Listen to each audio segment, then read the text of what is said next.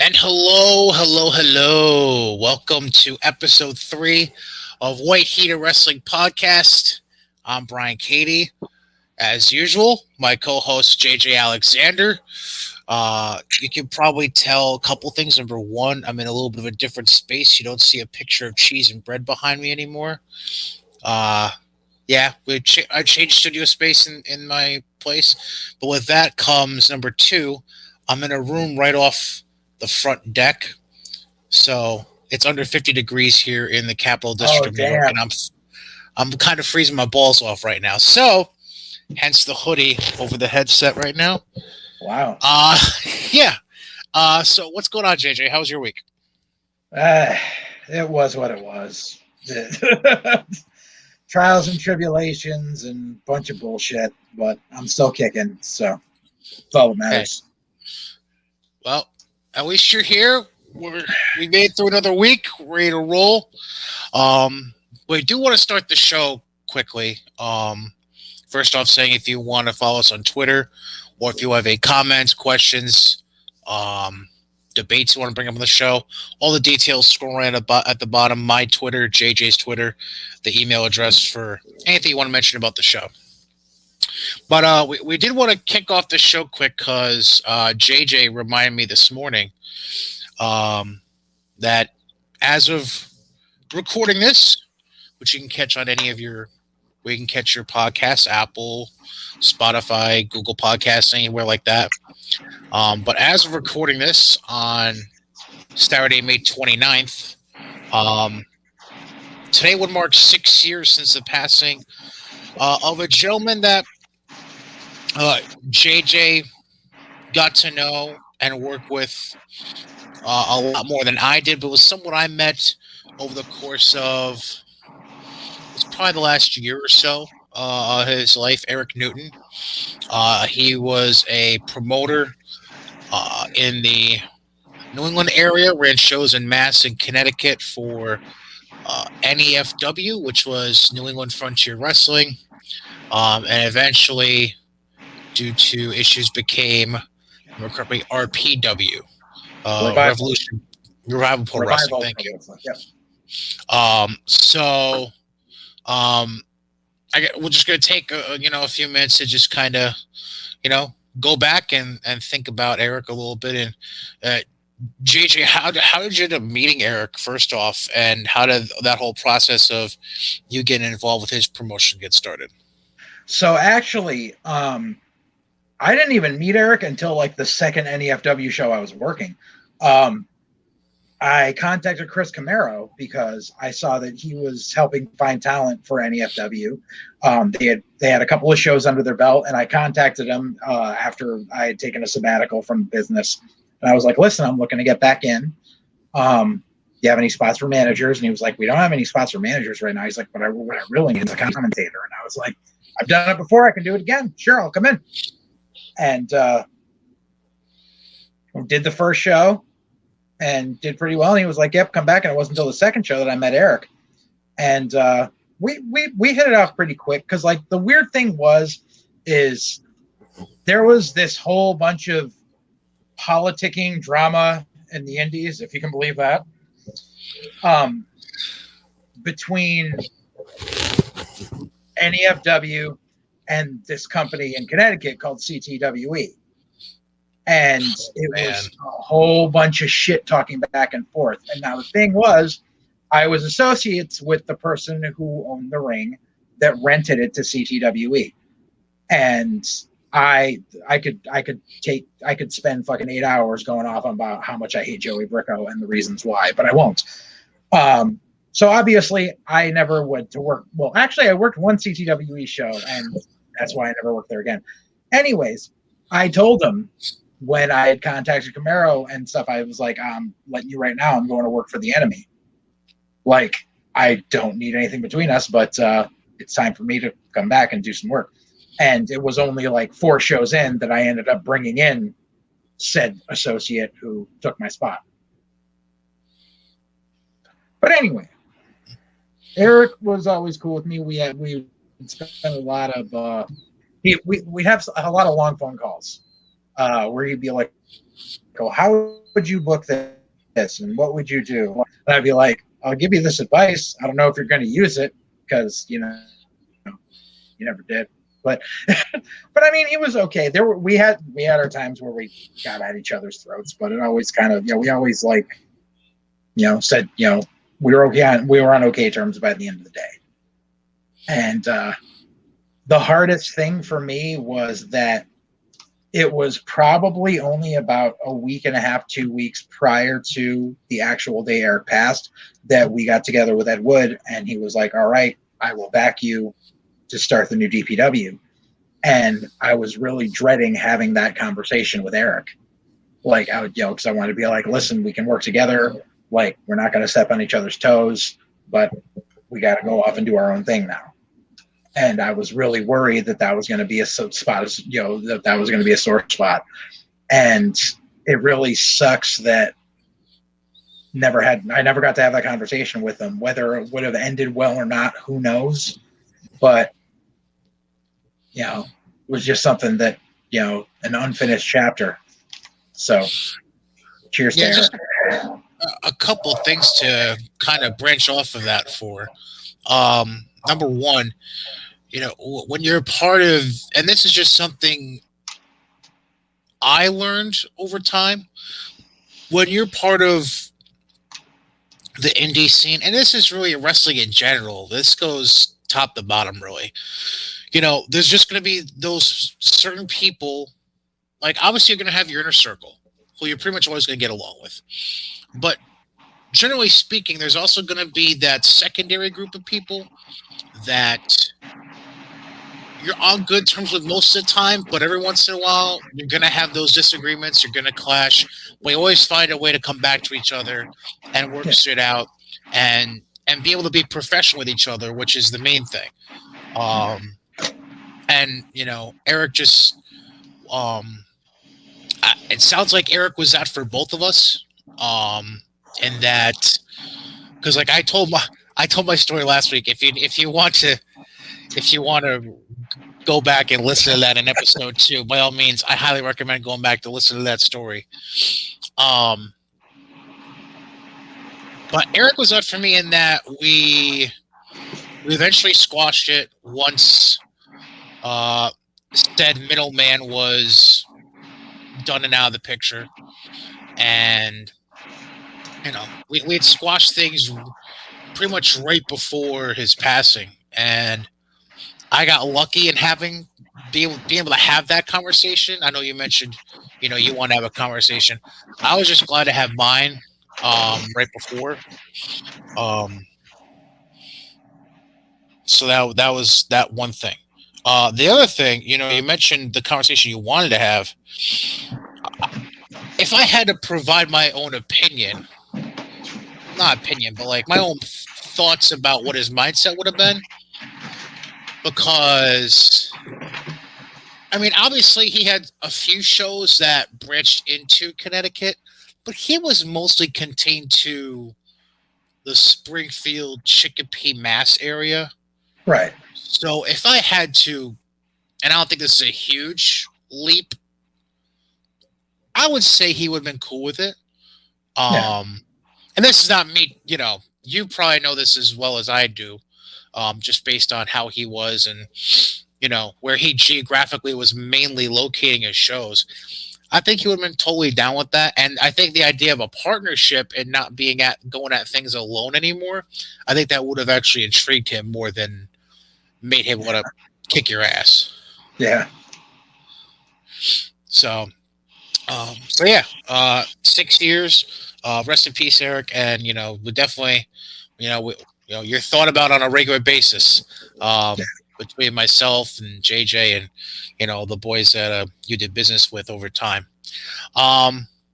So let's get into some stuff from outside of the ring, and let's just go behind the curtain a little bit.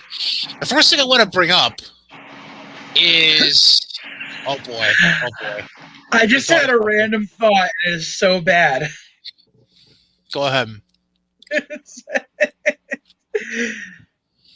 There was a time when there was unfortunately there were a lot of wrestlers passing, and I just remember Matt James, the ring announcer, saying, "Can we start one fucking show without a 10-bell salute for once?"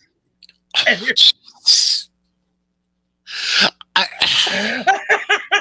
trying.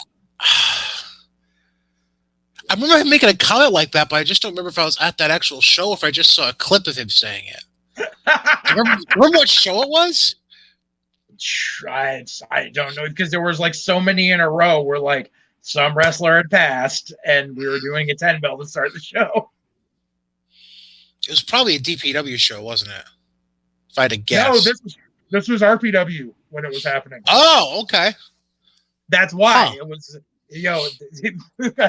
I'm pretty sure he said it to me when I was sitting next to Eric. That was why it just came to me. I do vaguely remember him saying something at least similar to that at some point. Yeah, okay. But that, to sum up, that is Matt. Like, that's just him. I love him. So the first thing I want to touch on. Now I'm gonna give full consent here to you. I have not watched the latter of the two things I'm about to bring up. Okay. But there has been some back and forth, and you'll know who I'm talking about. But there's been some back and forth on social media regarding the portrayal of the Ultimate Warrior on the biography that was done on A&E this past Sunday, and then the Dark Side of the Ring that came out this past Thursday. Now again, I have not seen the Dark Side of the Ring yet, which is on me. Yesterday was a bit of a clusterfuck for me, so I did not get to pull that off the DVR yet, but I will certainly watch it over the weekend. But I can generally gather from the clips I've seen from the previews for it, I can get the general idea of what Dark Side of the Ring is going to portray. Like, I guess they the question were still too nice. You think Dark Side of the Ring was still too nice? Yep.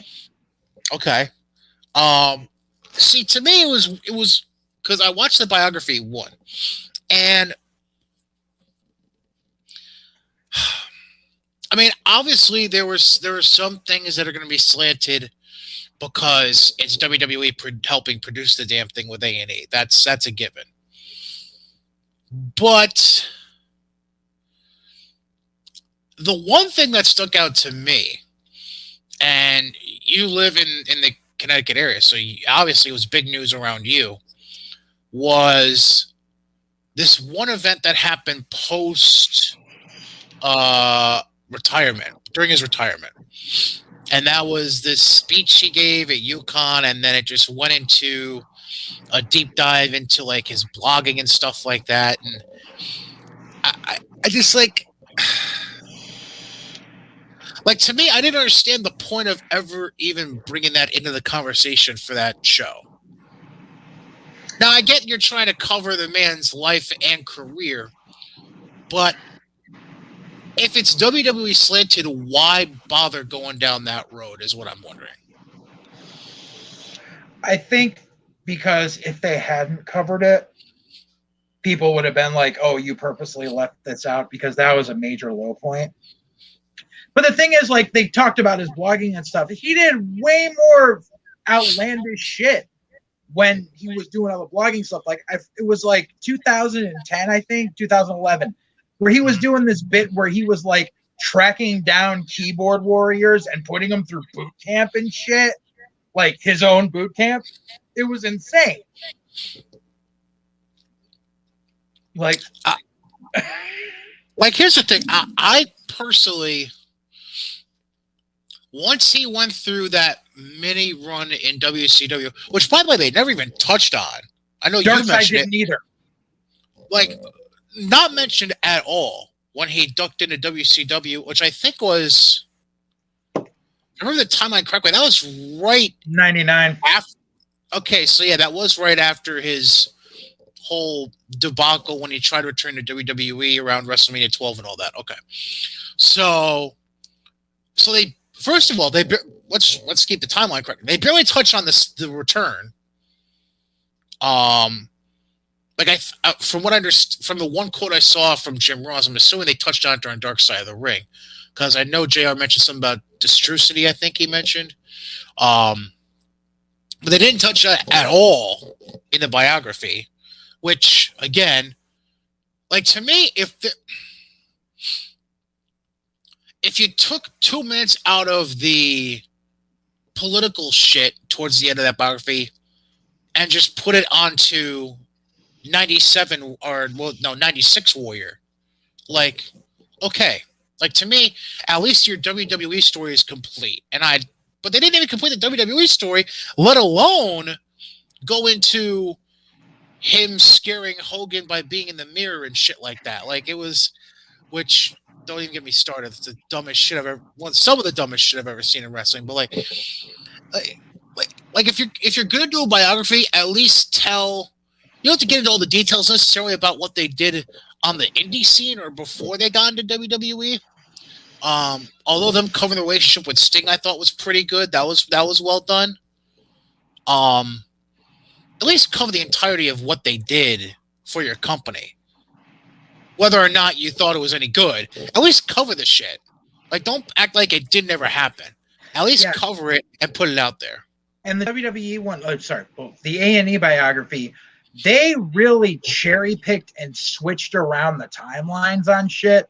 Because they were like, oh yeah, Warrior University. And then he came back. No, Vince funded Warrior University. There were advertisements for that shit on Raw. I remember. And to me, like here's the thing. Like, again, I understand it's a combination of the life of him and the career of him. But, oh man, like, I'm just... Like, I don't understand. Like, you mentioned the cherry picking. I don't understand how you don't at least... And again, I don't know if this is a WWE decision or this just A&E leaving shit on the cutting room floor. You couldn't spend 2 minutes talking about Rick Rude at some point during that biography, right? Like I mean, you brought fucking Honky Tonk Man out of the woodworks for this biography, but you can't spend even 90 seconds talking about Rick fucking Rude, like, because Rick was. I mean, you can argue up and down the match, like the quality of the matches, whatever. But Rick Rude was probably like if you had to put the top 3 people that helped make Warrior at least look decent, you could enter like the top 3. You would probably say Hogan, Savage, Rude. Yeah. In any order that you want to put it. Like, you can't just leave out Rick completely. And they didn't even cover WrestleMania 7. Like, right. They basically stopped at 6 and then fast forwarded 20 years. Yep. Like, what the fuck? Yeah. I mean, Dark Side, they concentrated more on his personal life. That there was most of it was a lot of interviews with his first ex-wife. Well, his first wife, right. Sorry. Where she covered how he was cheating on her, like majorly, how he had like a day planner with the names of like cats in every town. I saw the clip about the day planner, yeah. Yeah. But like they were the same way. Like they covered up to Mania 6 and then they covered the letter at SummerSlam and then they fast forwarded to the return against Triple H. They completely skipped over when he came back at Mania 8. Oh, okay. Yeah. And all that shit. They completely skipped out that entire timeline. Like, and that was a major part because that was when he got busted again and got kicked out right before Survivor Series when he was tagging with Savage. Like, that was part of it. They just completely left it out. And then they left out WCW as well. And like by the end of it, they were doing the same thing A&A Biography was doing, where they were like, oh, well, you know, near the end of his life, he made amends with everyone and he was an okay guy. And like, I get don't speak ill of the dead, but come on. Like, well, here's the thing. That's how the story ends ultimately, so I don't have a huge problem with with either show ending like that. Like I get that, but like I just if there's anything I appreciate from the biography show, it was the detail they went into about Warrior's letter and then Vince's letter. Yeah. Like that I appreciated. That's like the one thing I appreciated from that whole entire 2-hour show was the detail they went into about what Warrior said in his letter and then what Vince wrote in reply. That's the only thing that I genuinely appreciated from the biography documentary. But like it's like I don't even remember. Did they even cover? Like they covered. I'm trying to think because they covered because I remember them playing the clip of him coming back at 8 and mentioning the steroid trial and him looking smaller. I do remember them mentioning that. Did they mention why he left the second time? No. Like I want to say they just said things fell apart again. They didn't cover the whole shit where he got, but him and Bulldog both got steroids right before Survivor Series. That was why Bulldog had to drop the fucking Intercontinental title to Shawn, and they had to replace Warrior with Mr. Perfect. Right, because it was it like the shipments were being sent to Bulldog in like the mail or UPS or some shit? Yeah, okay. Yeah, I remember the story because it was because I remember it being covered, you know, by Bruce Pritchard's podcast when they talked about the Bulldog. Yeah. So I remember them going into detail about it then, but like, I mean, it was that was one of the other things was Cornette's podcast this past week. He talked about the A&E biography, and apparently, like the letter that Warrior gave to Vince was one of like 100 letters that he gave to Vince. So that's the bit sounds that more like both shows left out. Yeah, I'm just like, and obviously, again, I need to see the dark side of the ring to get a better feel of it. But, yeah, I said it. Like it was the biography was, I'll put average at best. Yeah, but it left a sour taste in my mouth because of the immense chunks of time that were completely like not even glossed over, just not even touched. Yeah. And just I don't know. It's just that's TV for you, I suppose. I don't fucking know. As far as A&E goes with their biographies, the only two that I've really enjoyed were the Piper one and the Booker T one. I'm trying to think. Well, the first one was Stone Cold. The Austin one was good. I'll give him that. To me, the Austin one was just so much rehash from. Yeah. Like if you've heard the Austin story once, you've heard it 1,000 times by now. Whether it be through the shit that they've already done on DVD for him that you've seen on the network, or the shit he's mentioned during Broken Skull sessions, or he's mentioned in other interviews in the past. Like we get it. He went through USWA. Then he went to WCW, was underused, went to ECW, went to WWF, broke his fucking neck, barely rolled up Owen Hart to win that match while he had the broken neck. Like, we know the fucking story by now. Well, so to me, it was just like all repeat to me. You need to realize something. We are not the audience for these A&E biographies. I know. The casual person who was like, oh, I've recognized that name, but never really watched wrestling is their audience for this. That's what it is. Yeah, I suppose. But I'm trying to think. So is that one? So they've had that. They had Piper. They had Booker T. Oh, Savage. What's that? That was a fucking hit piece.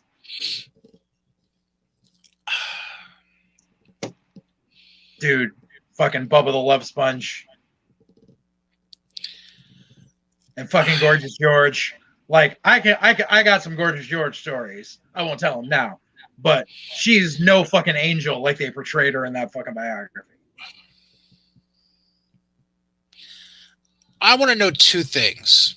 Like, if I ever got the chance, and it's not like he's not accessible, but if I ever had a chance to have some kind of sit-down conversation with Lanny, I want to know two things.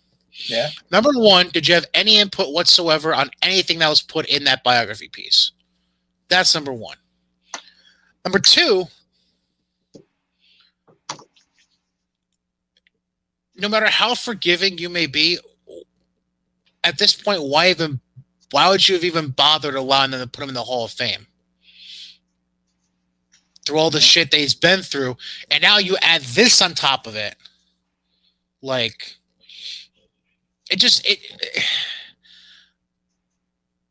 like, I understand if Lanny's trying to just bury the hatchet and just swallow his pride and just say, fuck it. Like, I kind of understand it in that way, because he doesn't want to carry any ill will for when Randy's already dead. I guess I could kind of understand that. But at the same time, it's like, you would think you would kind of also stand up for whatever friction was still there, right, and kind of show some support towards your brother instead of just saying fuck it and taking $1 and speaking at the Hall of Fame. Yeah, I don't know. I think it was more than just getting money. I think Lanny figured that was going to be the only form of closure that Randy got, so he kind of swallowed his pride and did it. I don't understand it at all. But anyways, all right, so let's move on to, this is something we can probably just gloss over quick. It's just something that I'm pretty sure you brought this to my attention. How much of a dumbass is Buff Bagwell?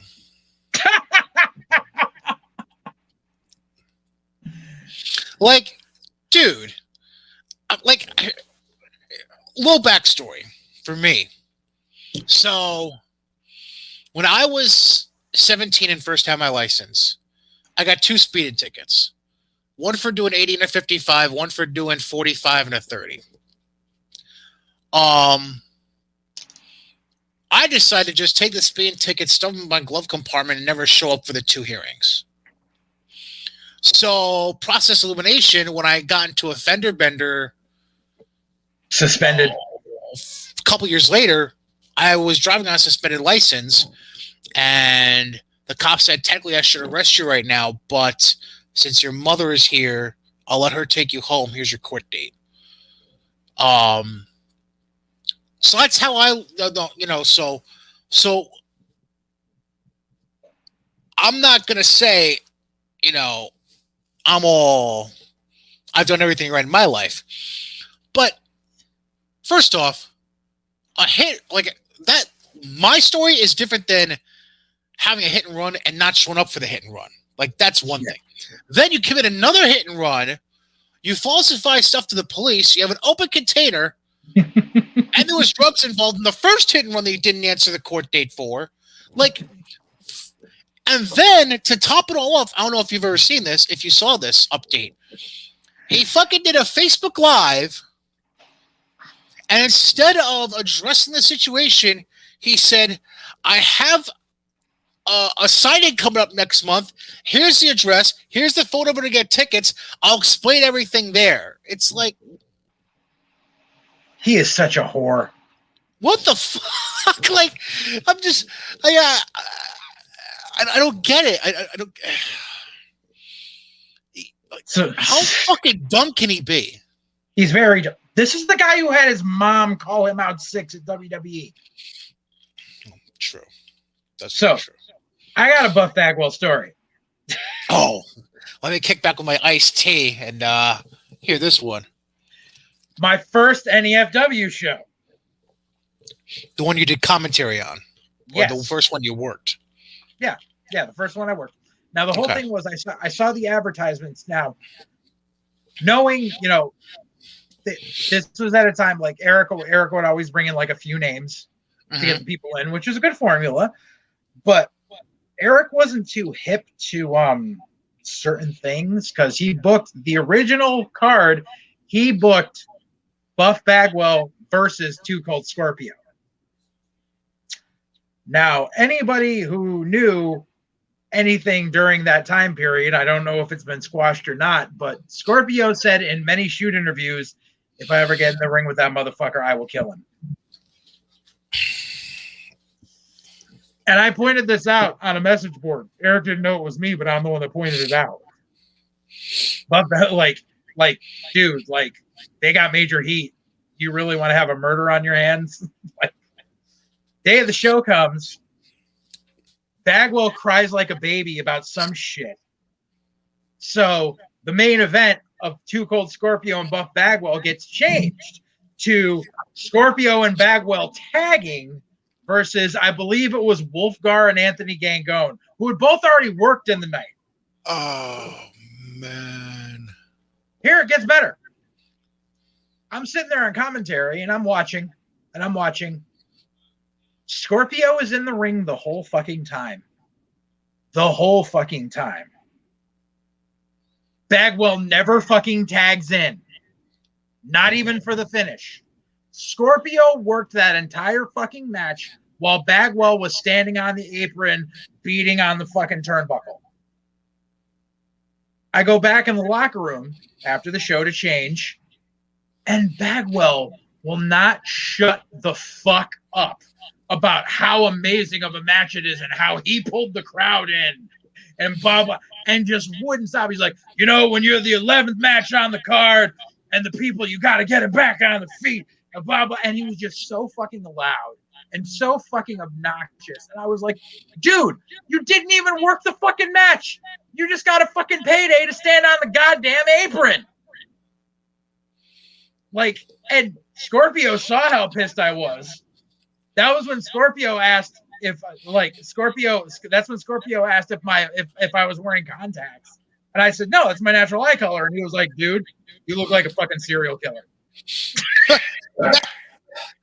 He's like, you look like a stone cold serial killer. I'm like, that's because I want to kill Bagwell right now. I feel you, brother. Oh, my God. Yeah, speaking of characters, he was a character on the Collision in Korea. Oh my God. Oh my goodness. Yeah. And then of course you have Scott Norton saying, "Oh, Punk was sick and not interfere." I mean, he might have been, but I mean, whatever. Like, don't fuck with Scorpio. Yeah. Especially when, you know, he has, you know, a homemade shank in his pocket. You know, don't fuck with him. That I think that was my favorite part of the story because he's in the hotel room and making a shit in front of Benoit. Yeah. And Chris is like, what the fuck are you doing? And he's like, don't worry about it. I'm gonna shank this motherfucker. I'm like, wow, okay.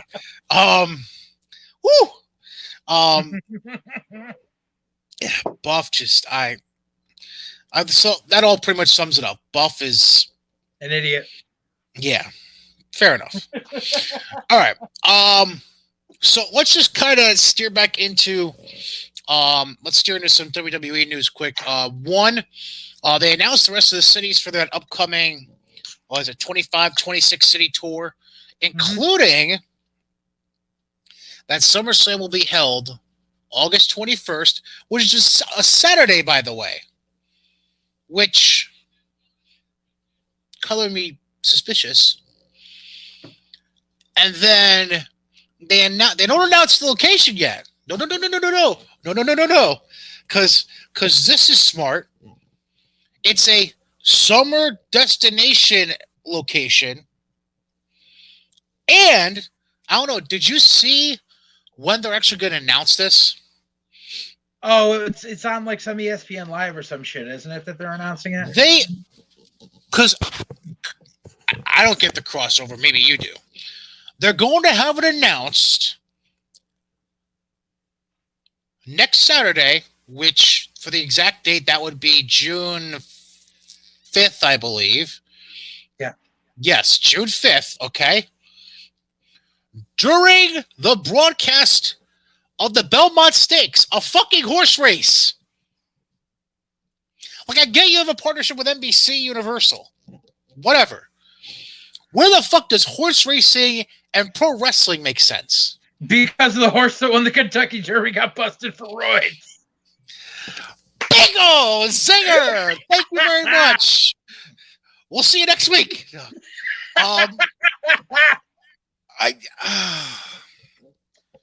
No, I mean, it's obvious. It's already been pretty much leaked. It's going to be at Allegiant Stadium in Las Vegas, which is nice because it's in the summer in Vegas, but that stadium is climate controlled, and it's brand new. Very new. Like, so new, it hasn't had any fans in it. Right. Because last COVID. COVID. Because the Raiders played their first season in it last year, but they didn't have any fans yet. They weren't allowed any fans. There weren't any fans allowed in NFL stadiums until the playoffs. Right. And the Raiders, well, being the Raiders, they didn't make the playoffs, so they had no fans. I'm sorry if I offended any Raiders fans out there. I'm sorry. Dude, I'm sorry. Dark Side of Football this past week was really good. It was on the Raiders. Oh, it was. So Yeah. a shit ton of Al Davis stuff on there, I would assume. Oh, yeah. Shit ton of Al Davis, shit ton of Lyle Alzado, shit ton of Romanowski. Like, it was really good. Any Jack Tatum on there? Yeah. Jack Tatum being a scumbag and taking out Stingley with that horrible. Never mind. I'm not going to get into my personal sides. Yeah. But I mean, yeah, but Allegiant, it's a brand new stadium. It's clean. It's nice. And you know something? Even if they have to follow COVID regulations and only allow it to be half full, it'll still sell out that half full. Oh, absolutely. And what's funny is, like, I saw like people commenting, like when it was announced that, you know, when it was like speculated that it's going to be in Vegas, and someone wrote laughs in AEW, and I was like, AEW wishes they could fill a fucking stadium. Like, they can't fill a fucking 2,000 seat arena. Seriously. Like, name me one AEW show besides the first All In before it was AEW where they actually sold out a fucking arena. They haven't. When you say the first one, you mean the All In show that they did? Yeah, before AEW actually existed. Yeah. Like, that one sold out. But besides that, none of their fucking shows have sold out. What was the second show they did in... The one they did in Vegas? What was that? What do you call it? It wasn't Fighter Fest. You mean All Out? No, was that their first Double or Nothing in Vegas? Yeah, that was it. Yeah. Because that was Kenny and Heyman and Jericho to crown the first champion, wasn't it? Yes. Yeah. That might be the only other one I could think of. Okay. But I mean, like, they're fucking... But I get your point. They're Dynamite tapings. The arenas are a fucking quarter full.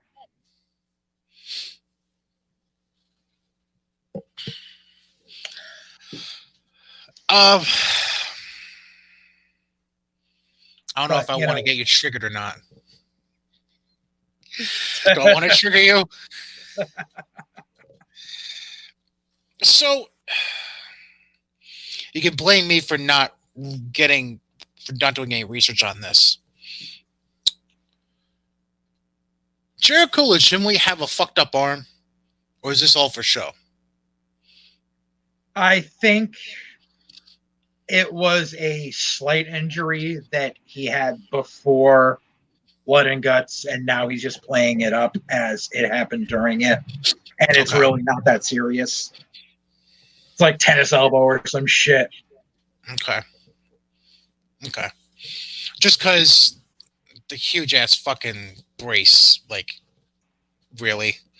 I mean, I've had that brace on when I had my ulnar nerve operated on. I think I still have the scar. So, like, and that was a like in and out surgery. Like, I was like, it was like an hour long. It was a day trip, but I had to wear that kind of brace for like 2 weeks after that. So, I don't know. I'm just, yeah. So, man. So we're not going to go through the card, but they do have a Double or Nothing pay-per-view coming up tomorrow night, May 30th. I thought it was today. Whatever. No, it's Sunday. All I know is there's a 3-way between Twinkle Toes, Pac, and Pockets. This is with Twinkle Toes, you mean Kenny Omega, and Pockets, you mean Orange Cassidy. just putting one and one together. Well, that's what Cornette calls him. And here's the thing: I want to do it just as he calls Kenny Twinkle Toes. Oh, he calls him Twinkle Toes McFingerbang. Oh, that's fantastic. Yeah. Or Harpo or Harpo Fingerfuck. That's the other one. But so Orange Cassidy, here's the thing. I have worked with the guy who plays Orange Cassidy. He was also Fire Ant in Chikara. Yeah. So the dude can work. And the thing was, the original Orange Cassidy gimmick, which he actually, like, there was a show that I worked, this one-off of a company that never got off the ground, where he played Orange Cassidy. The whole thing that, like, no one understands what Orange Cassidy's gimmick is because his gimmick was extremely different when he was on the indies. It was his character he could do outside of Chikara where he wasn't wearing a mask. And literally, the character of Orange Cassidy is a twink heroin addict. Like, you obviously can't do that on TNT. But that's why no one gets the gimmick. Like, he would just, and he didn't do the pocket thing. He would just come stumbling out and shit, like an idiot, and work drunken monkey style. But dude's always been cool, and like, I don't dig this incantation of Orange Cassidy, but I mean, he's getting a paycheck, so dude, get your paycheck as long as you can. You've heard of like it because it's a watered down version, like a PG version, like a Disney version of what he really meant it to be. Yeah. Do you think they? This is a dumb question because I already know the answer, but I'm just going to throw the question out there. Do you think they even consider? It's not going to happen. Kenny's going to retain. We're just going to put that out there right now. Do they even consider putting the belt on Pac ever? Nah. Not even a hesitation. No.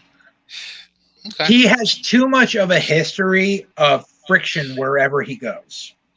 He's got too much of a chip on his shoulder. Okay. All right. So let's move back into WWE. Just one other thing from we forgot something about SummerSlam. I don't know if you saw this. They announced last night who the host of SummerSlam is. I missed that. Cardi B.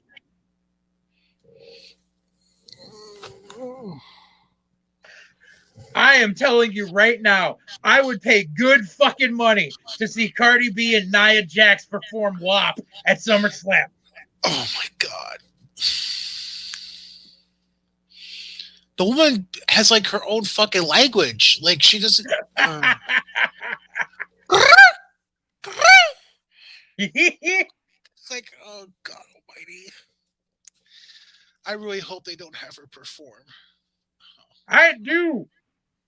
I don't. I really don't. Her and Bailey performing WAP would be even funnier.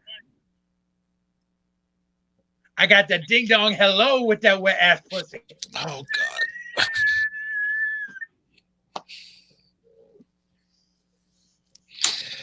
You want to book? You want to go book for them? Oh my God! I'd make them more money. You fucking just said all that. Oh my God! All right. Anyways, one last piece of news before we get into the in-ring stuff from this past week. The hot potato that's going on with announcers right now. Adnan Virk, which I could have called because I've been complaining about him to you the entire time. Adnan Virk gone. Which, by the way, because I saw the quote he gave when he left, which is, he was very cool at WWE. It was a mutual. It sounded like it was a mutual thing, yeah. And I understand why. Because have you seen all the shit that Adnan Virk was doing outside of WWE? Like, it's fucking insane. Because he also works at MLB Network. He works at NHL. I didn't realize he was still doing that as well. Yeah, He works at NHL Network, which is in the middle of the fucking playoffs right now. Right. And then he does other outside work. Like, dude, like, I know you like money, but fucking A, like, you need to rest a little bit too. Um, I'm thinking if he had worked out, he would have transitioned to just WWE and he was just finishing out what he had. right. But luckily, he still has what he had on the side. And I Yeah. just, like I said, like he was learning. He wasn't that bad. He was getting there. It was just going to take him a little more time. But I can completely understand if he was doing the other stuff as well, that schedule is grueling as shit. So, yeah. Right. Now, what intrigues me is now they're bringing in a guy that has combat sports play-by-play pedigree in Jimmy Smith, who for those of you who don't know, Jimmy has done a lot of MMA broadcasts in the past. Had recently been brought in to do some NXT Takeover pre-show stuff, Okay. and now they're transitioning him into Raw. And from the little bit he talked about it, because he also does a weekly radio show on Sirius XM, on the same channel that oh, what the hell is the name of that show with the smaller LaGreca and Got me. I don't fucking know. But anyways, so like there's a daily wrestling show that's Monday through Friday on there, but there's also a weekly show with Jimmy Smith, and it's an MMA focus show. But he was talking on that show about the WWE news because it came out the day before his show. And it sounds like he's already got a good rapport with Corey Graves, which is good. That's, to me, the number one guy you want to get a good rapport with if you're going into Raw, because, Byron kind of take him or leave him, but Corey, I would say, is the guy. If you're going to, like, if you're going to choose between having a rapport with Corey or Byron, who would you choose? I personally don't like Corey, but whatever. Yeah. So to me, it sounds like I think it's gonna be a good move. Yeah. So, and I think Jimmy has, out of any of these, how should I put it? Out of any of these random guys that have been brought in with no pro wrestling broadcasting background that we've seen come in, on and off the last 20 years, I'd say Jimmy might have the best shot of sticking around long term. Because it's just weird how they've just been rotating. And when I say no, like, I'm not including like guys who started with NXT and then came up. Like, I'm not including those guys. So I'm not including the Vic Josephs or the Tom Phillips, who we'll get to in a second. I'm not including guys like that. But like, the guys who they've been who's been brought in with prior experience. The JRs who were brought in, the Joey Styles who were brought in. Yeah. You know those guys already. But I think Jimmy has a legit shot of doing well just because he has a prior background. Because let's face it, a decent amount of stuff being done in the ring these days, and the way that these wrestlers are training now, it has a little bit of MMA, Muay Thai, Jiu-Jitsu infusion. Especially when you look at backgrounds like, for just to throw the name out there, Shayna Baszler, for example. MMA background, she brings a lot of that into the ring. So I think that'll be a good help, a good infusion there. Yeah. Now, I mentioned Tom Phillips. Obviously, the other news there was Tom being released. He was there. God, I think he was in WWE for close to a decade, if I'm wrong. I think close. Like, it was about 10 years too long.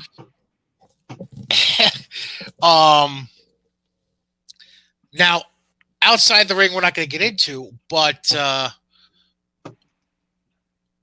thought he was decent. No, horrible. Not a fan of the work. No, horrible.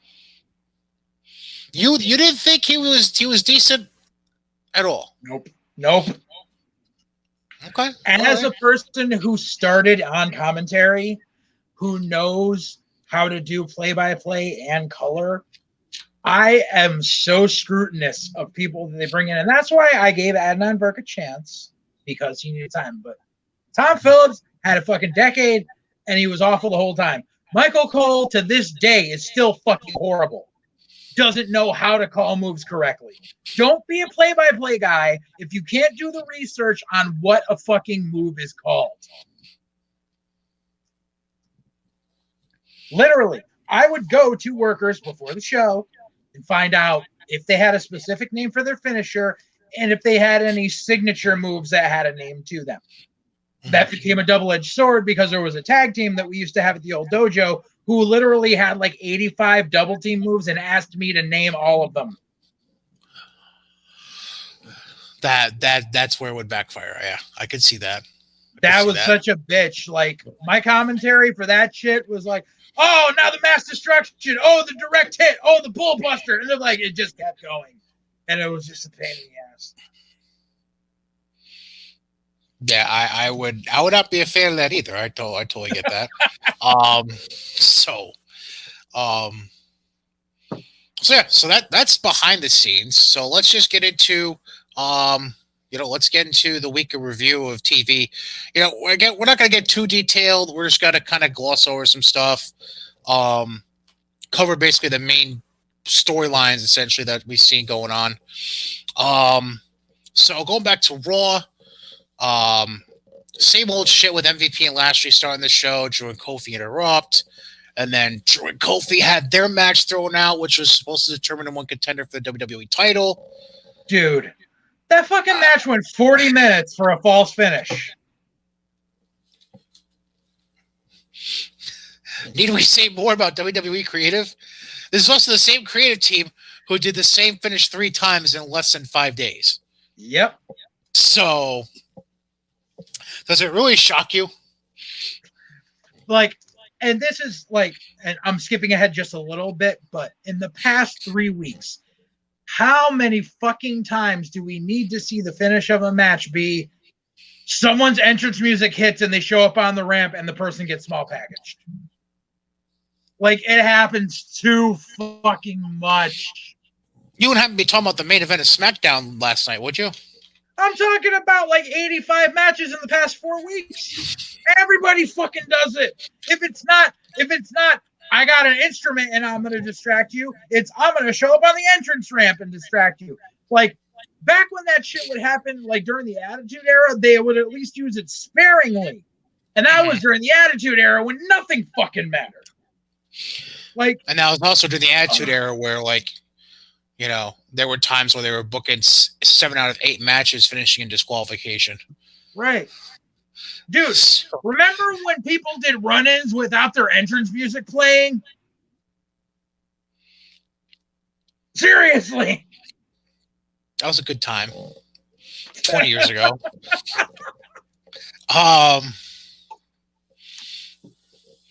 Although, I will say this: if you want runs without entrance music, just come to one of your shows. Just throw it out there. Anyways, you might see somebody at the commentary table that you recognize. Just saying. Anyways, so and then later in the show they announce a rematch, whatever. So Drew and Kofi put up on Raw again, just so you know. And Okada's going to show up according to Drew. Oh, that's the other thing we didn't cover from outside the ring. So, all right, fuck it. I'm changing the banner right now. Okay, so I totally fucking forgot to put this in my rundown. So, WWE reportedly in talks with New Japan, and then you have Tony Khan making an ass of himself, shitting all over Nick Khan, and basically saying we've had, basically referring to Moxley being on the roster with the U.S. heavyweight title. And then he refers to Nagata coming in. He refers to Romero coming in. And I can't remember who was the other town he mentioned. He mentioned some other town. No, was it Kenta? Did Yeah. Kenta come in? Yeah. He What had did I the miss? Money in the Bank for the U.S. title against Moxley that he cashed in and lost. Oh yeah, that was a while ago. I totally forgot about that. Thank you for reminding me though. Like, am I missing something here? No, you're not. Here's what's going on. Tony Khan lives in his own fucking world where he But we knew thinks that. that yeah, where he thinks that like just because like oh I featured some people on my show that means that WWE is not talking to them. They don't seem to realize that WWE in talks with New Japan doesn't mean oh we're going to bring in a couple of your guys for one shots. It means we are going to build a business relationship. Because what a lot of people don't realize is that NXT Japan was supposed to launch at the end of 2020 before everything fucked up with COVID. Right. Guarantee these talks with New Japan is Nick Khan and Triple H talking, not Nick Khan and Vince, where they're trying to work it out because they need to launch NXT Japan because now they're behind schedule because NXT UK launched. Their plan was within the next 10 years to launch NXT Japan, NXT India, and I believe NXT South America. And they're behind now because of COVID.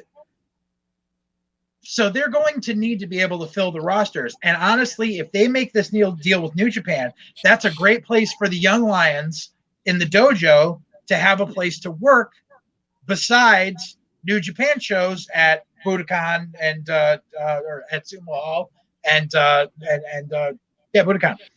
So it'll be a good working relationship, and then you can have the good super shows or the super show matches that you want. Meanwhile, Tony Khan's like, oh, blah, blah, blah. Yeah, guess what? New Japan decides who holds titles. So if New Japan completes this deal with fucking WWE, they're going to be like, Mox, you're dropping this belt. And that's the end of it.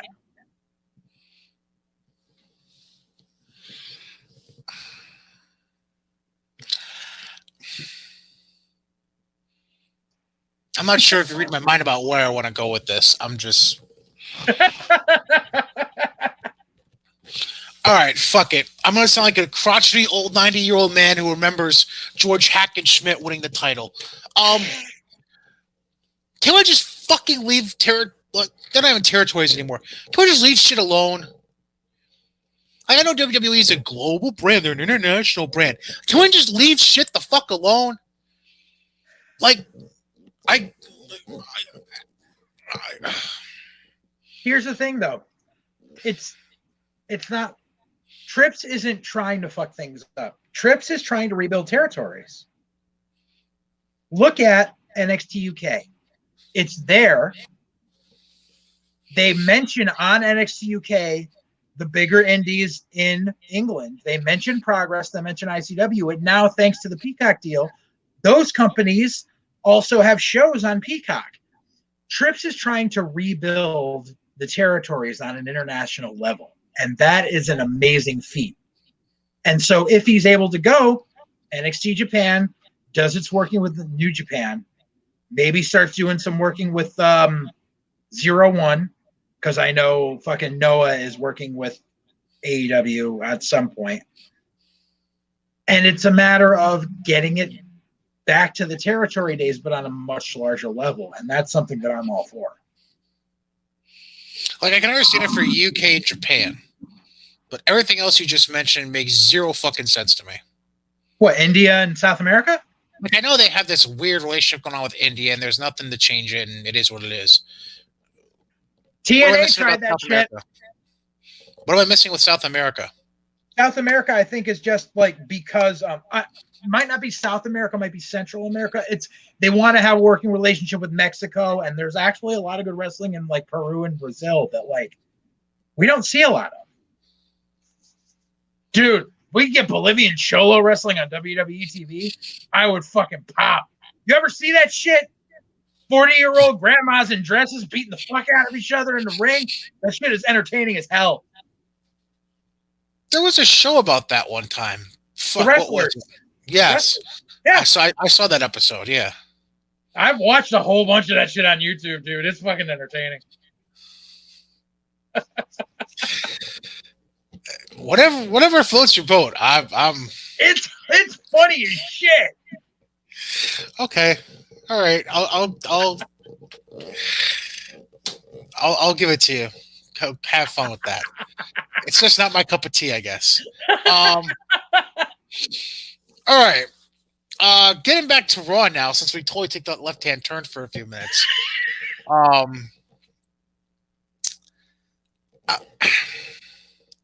what the fuck are they doing with Rhea Ripley? I don't know. Here's their issue. The creative team doesn't know how to book on the fly. Even if booking on the fly means shit. Yeah. Because their whole thing was the original issue was going to be Rhea versus Charlotte Part 2 at Mania. What was going to happen was Charlotte was going to get the belt from Asuka a few weeks before Mania. Rhea was going to come up, blah, blah, blah, blah, blah, get the big rematch. Unfortunately, they fucked up and told Charlotte she was pregnant when she wasn't.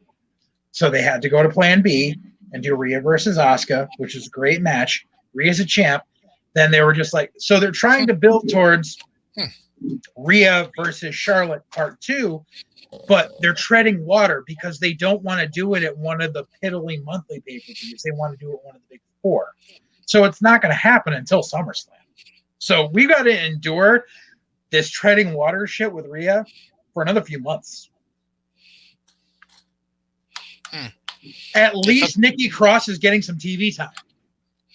They fucked up a pregnancy test. They had to go to a Plan B. Interesting. You fell into that one. You're the one that fucking said it, not me. I fucking walked right into that one. But just like,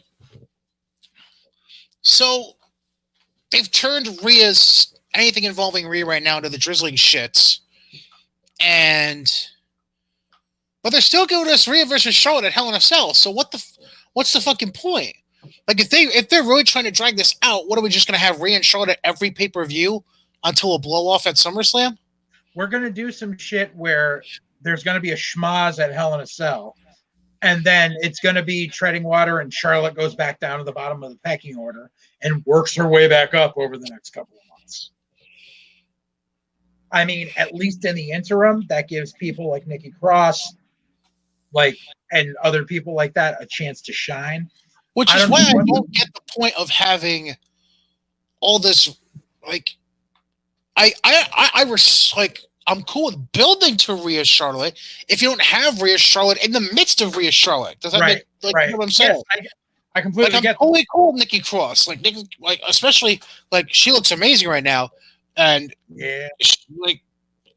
I've loved Nikki Cross from the beginning, and then go back to her shit with Sanity. So I'm fine with Nikki Cross. You know, if you want to you could have dragged down Rhea and Asuka into Rhea Charlotte, but they totally fucked that shit when they had the triple threat at WrestleMania Backlash. Right. So now it's like to me, if that's what they're booking for, they should have just done Rhea Asuka at Hell in a Cell, and then that would have at least bought them an extra month to figure out how to book from late June into late August. Right. See, here's the look at the bigger picture. Again, we have common sense and we're not on the booking committee. Right. Look at the bigger picture. Here's the issue. You have your women's title picture on Raw being Charlotte, Rhea, Asuka. No one else on the women's roster on Raw is anywhere near that contention because they have put too much focus on Charlotte, Rhea, Asuka. Like putting Nikki Cross in there with the 2-minute challenge, that was great. But you need more to build her up. Besides that, who the fuck are you going to throw in there that's on Raw? Fucking Mandy Rose or Dana Brooke? Fuck that shit. You could put Nia or Shayna in there, even though I can't fucking stand Shayna Baszler. But you could put one of them in there. But you're too busy. Shayna can work. No. I mean, Shayna hurts people. I would put Shayna in there before Nia Jax. Shayna hurts more people than Nia. I will die on that hill. I just think Shayna's shit looks better than Nia. That's what I go on. I'd take Nia 10 times over fucking Shayna. But anyways, you could put what I was saying is you could put either of them in a program there, but they're too busy doing the shit with them in the fucking tag division with fucking Reginald. Which like Nia's TikToks with Reginald are fucking hilarious, but get back to the wrestling. Let's just get to the elephant in the room that we're not addressing here. This shows how much Raw misses Ronda Rousey and Becky Lynch. True. Like flat out. Like we don't have any answers to whether Ronda will ever come back because she's too busy making babies right now with Travis Brown. She's not. You know what the telltale sign is that she's not? What? Is they released fucking Jessamine Duke. The whole thing when they signed Ronda. Yeah, they were going to do the 4 Horsewomen versus the 4 Horsewomen match at a WrestleMania. And every year something came up where it wasn't able to happen, whether it was Becky being pregnant or fucking now Ronda being pregnant, or the fact that Marina Shafir and Jessamine Duke are the absolute shits in the fucking ring. Touche. Which makes me wonder when Becky might come back. I have a feeling it might be later this year. I can't pinpoint when that might be. She deserves the maternity leave time. She deserves the kid bonding time. Well, yeah, that's a given. Like, it's really hard for, like, it's a lot different for a female wrestler after a child is born than a male wrestler. Because a male wrestler would be like, oh, my kid was born, I'm off to Texas. Like, and Becky wants to come back, and Becky's in amazing shape. She's posted some pictures on her social media. But the thing is, like, when you've got an infant, like, you got to be a mom. You can't, like, your shit is going to be really limited because you don't want to be away from your fucking kid. And that's completely understandable. I would love for Becky to make a surprise appearance at SummerSlam. I don't think it's going to happen. Next year's Rumble, that's a good possibility. So, this is me being, what's the phrase I'm looking for? This is me being, like, just providing a different view. What if she were to work out, and I'm not saying Vince or Trips would be up for this. What if they were willing to work out some kind of deal where she only did TVs? That's a good possibility. Come in, do TVs, do pay-per-views, and then you can go home for the rest of the week. Right. Especially because if you look at the schedule coming up, they announced like the dates, and they announced like the dates. It's like 2 or 3 house shows a week. Well, they announced the dates of the pay-per-views and where they're going to be. And Extreme Rules is going to be back at the Yuengling Center in Tampa, which means I think after they do these tour dates, they're going to go back to the Thunderdome for a while and stick to the Thunderdome like until Survivor Series, and then do like a couple of dates and then stick to the Thunderdome until Royal Rumble. I think that's going to be their new business model. That could be interesting. That could be very interesting. And who we didn't mention, by the way, but I think she's on. I can't remember. I can't remember if she's on Smack. I think she's Raw. Lacey Evans. She's out pregnant. She's on Raw. Right. Fuck her. Right. She's a horrible fucking worker. I'm just saying. We were mentioning every name under the sun for the women's division. It's another body, at least.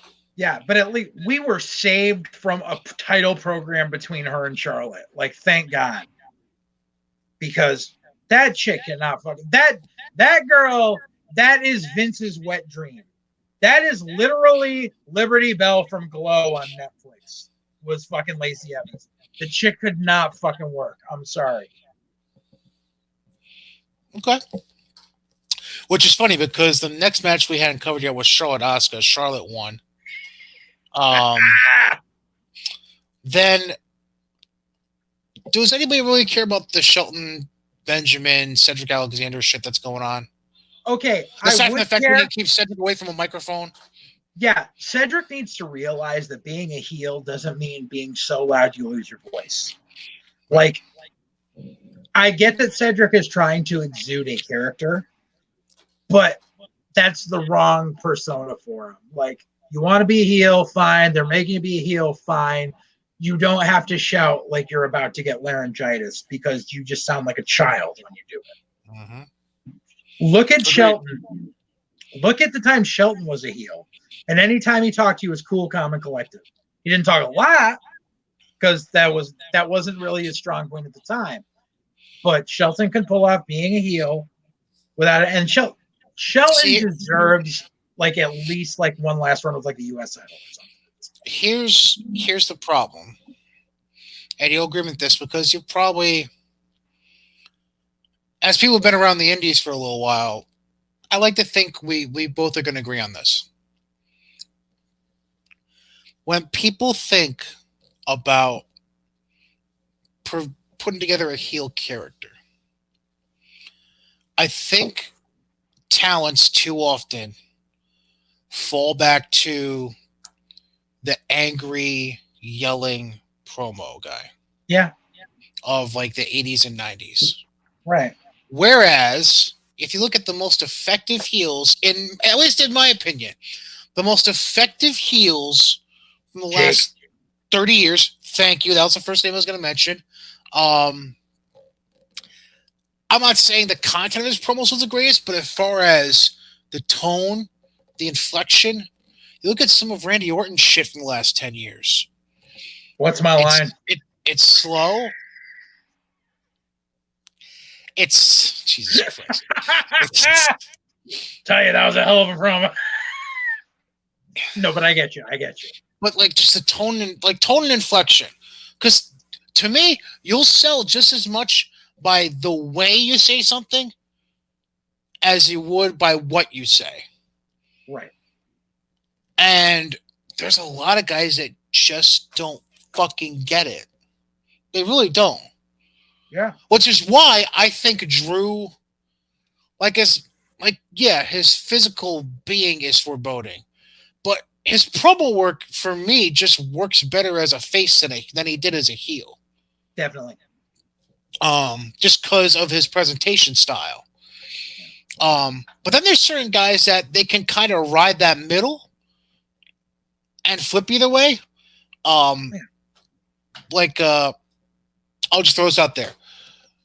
Dolph Ziggler doesn't have a slow, methodical tone to him, but you believe the shit he says because he's not getting too over the top. Right. I just think yelling is so 1980s. Like, just stop that shit.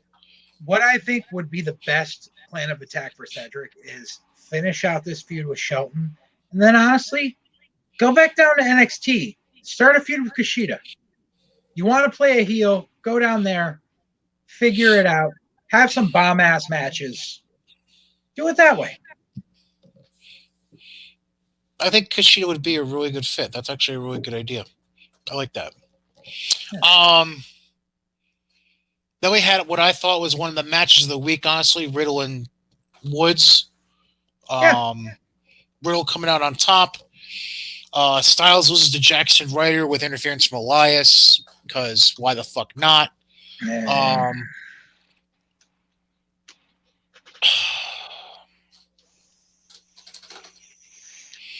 we give Sheamus somebody that's not a cruiserweight? Nah, bro. Nah, that's the whole thing. You got to keep feeding them little guys, because Sheamus hasn't established himself as a dominant wrestler over the past 15 fucking years. Yeah. Like, seriously, it's like they just brought Sheamus in and they're like, we're gonna keep feeding him little guy. Like, dude, we know we fucking get it. We know what he can do. We've seen this story before. Like, put fucking formidable people against him, because the US title picture right now looks like shit because they yanked Riddle out of it. Like, he hardly it was like he had it as a transitional champion and then was done. Mm-hmm. Fucking That's the mid-card title that can elevate people. And by putting on Sheamus, who is a main eventer and has been a main eventer for so fucking long, in this case is a step down, and it's doing nothing to elevate the title if you just keep feeding him people. Like, you got to give him formidable people and let him go over dirty a bunch of times. Like, that's all you need to fucking do. Exactly. And then the show ended with Natalya and Tamina retaining, and then apparently we're gonna have Shayna versus Reginald on Monday Night Raw. So, because that's just what I want to fucking see is Shayna versus Reginald. I got nothing. Like, I have that nothing. dude, like, dude came from Cirque du Soleil. Like, bruh, seriously? So let's get to my idea on that shit. I was at an amusement park a few years ago, and they had this like acrobat show that they did once every couple of hours, and like these guys doing flips on a trampoline up into a fucking balcony and shit. And I turned to the person who I was with, who I don't speak to anymore, but was also in the wrestling business at the time. I was like, I should talk to these guys after and be like, hey, you want to be wrestlers? There's no money in it. And literally, here's Reginald from a fucking circus fucking acrobat show on fucking Raw. I blame you. Clearly, your thought by osmosis went into the head of Vince or Trips. Nah, dude, my house is bugged. I've been completely convinced for years. My old condo was bugged before I moved into this house. They bugged it. They knew I was moving. My house. They put the wire in the wall like they did in Casino.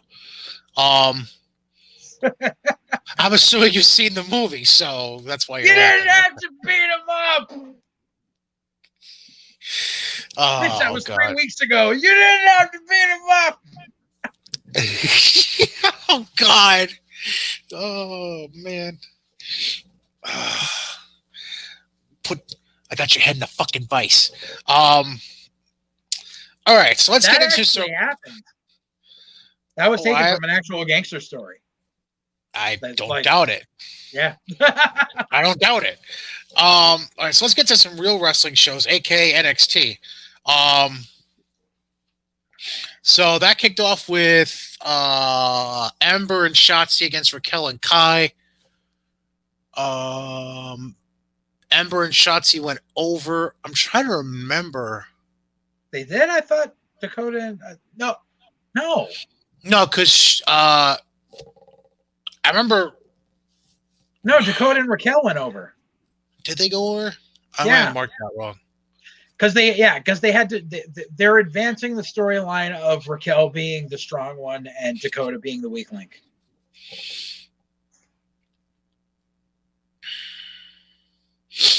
All right, well, we'll just say I marked that wrong. Oh no, that's right. No. Kai did get the pin. That was my point there. Kai was the weak link. She got pinned. My bad. Oh right, yes. Dakota did get pinned by Shotzi. It was a double team, so yeah. Then Bobby Fish made his return, lost to Pete Dunne. Doesn't shock me because it seems like they're pushing Dunne for something. I just can't put my finger on what. I'm assuming. Again, assuming can get me in a lot of fucking trouble these days. But because Cross has the NXT title, one would assume they're not going to do heel versus heel, which would then mean the Cruiserweight or the North American. I would say North American, maybe, but who the fuck knows, really? Maybe, but I mean, Pete Dunne needs to go to the main roster. He needs to go to SmackDown. He's there. Okay, yeah, he's a smaller guy, but he's a fucking badass. He legit looks like he could kick someone's ass in a fight, and he cuts a great promo for a British guy. I don't know. Mercedes beat Zeta Ramir, I think her name was. I don't fucking know. I think it was Zeta Ramir. That's my girl. What do you know? Mercedes, didn't seem to have any troubles in this match with any issues. That's my girl. That's reference back to the Raquel title match, by the way. There We was talked about something that. going on there, man. I don't fucking know either. It was weird. There was something going on. Then this was not the way I thought it was going to go, but it was kind of interesting. Grimes and Ted DiBiase with Eli Drake. Oh, sorry, L.A. Knight. Dude, if they fucking have DiBiase start managing Eli Drake, I'm gonna be so fucking pissed. Because no, He doesn't need it. He doesn't fucking need it. he shouldn't be there. What? Eli Drake, LA Knight should not be there. He should not have a fucking job. I have a sense that's a story for another time. It's a basic fact of the indie wrestling. Every time you travel around, no matter where you are, and any indie wrestler that watches this can relate, there's always somebody in the locker room who's in his like mid-30s, who's kind of in good shape, but kind of not, starting to fucking bald, who sits there and bitches the whole time about why he hasn't gotten signed by WWE, and he doesn't understand why. And the reason he hasn't gotten signed is because he works the same two companies within fucking 20 miles of his house. That is LA Knight. To a T. He's the fucking mid-30s, kind of balding, kind of cut but not indie guy who thinks he's better than he really is. Okay. JD Drake has all the talent in that gene pool. Okay. Okay. Then we had Frankie Monet make her debut. Yay! Beating Cora Jade and using Beth Phoenix's finish. Yeah. Which, by the way, was also used last night by, who was it? Somebody used it last night, too. Hold on, let me... Look.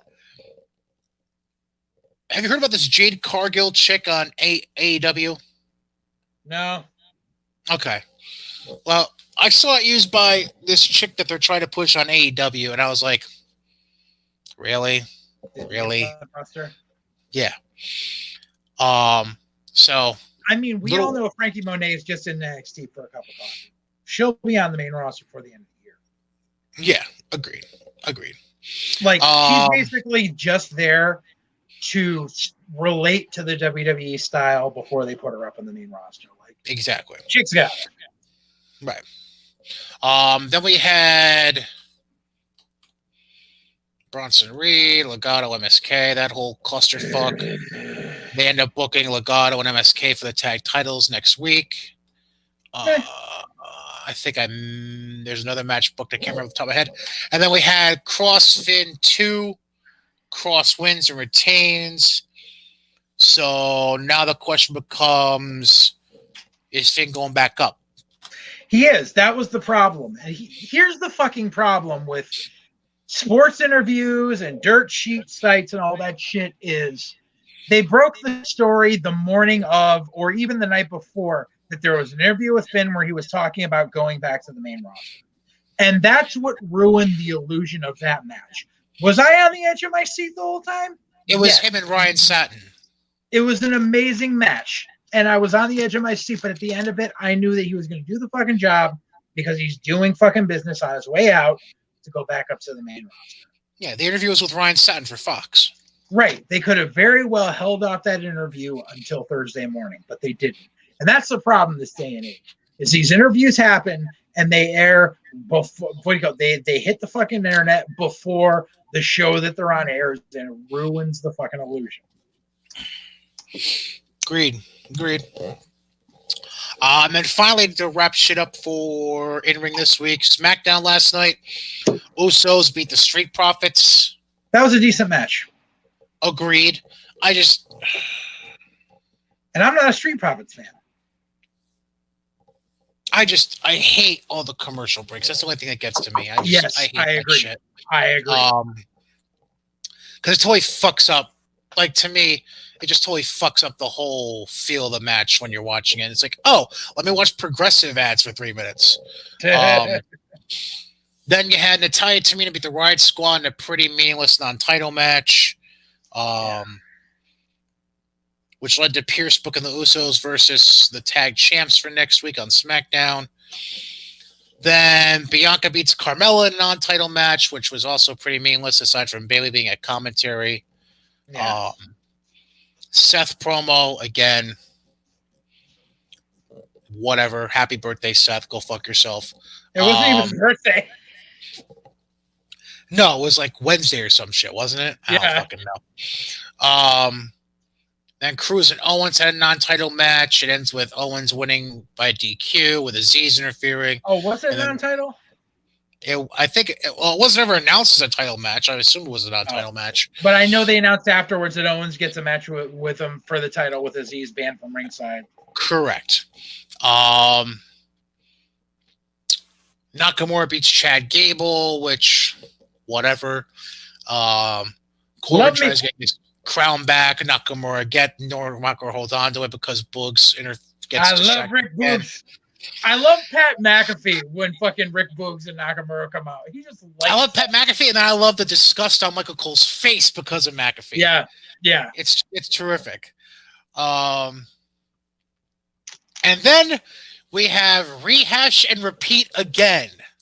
And you know what I'm getting at. So the Mysterios won the titles 2 weeks ago because one of the Mysterios was hurt pre-match and then came down at the end. Right. So fuck it, let's do it again. But this time, the injured person doesn't get involved. The music just plays, and then there's a roll-up for the win. Fuck me sideways with this stuff. Dude, I'm telling you, I'm holding true to what I said after my prediction when the Mysterios are going to win the titles, is that they're going to do an angle where Dominic gets severely injured and they take the titles off him before they start touring live again. It may be next week. God, I would love for Roman just to come and Superman punch the fuck out of Dominic. I cannot stand that fucking kid. That kid is walking nepotism on a stick. That kid has never worked a fucking show in front of a crowd, and that pisses me off to no end. Do you need to keep going, or are you okay now?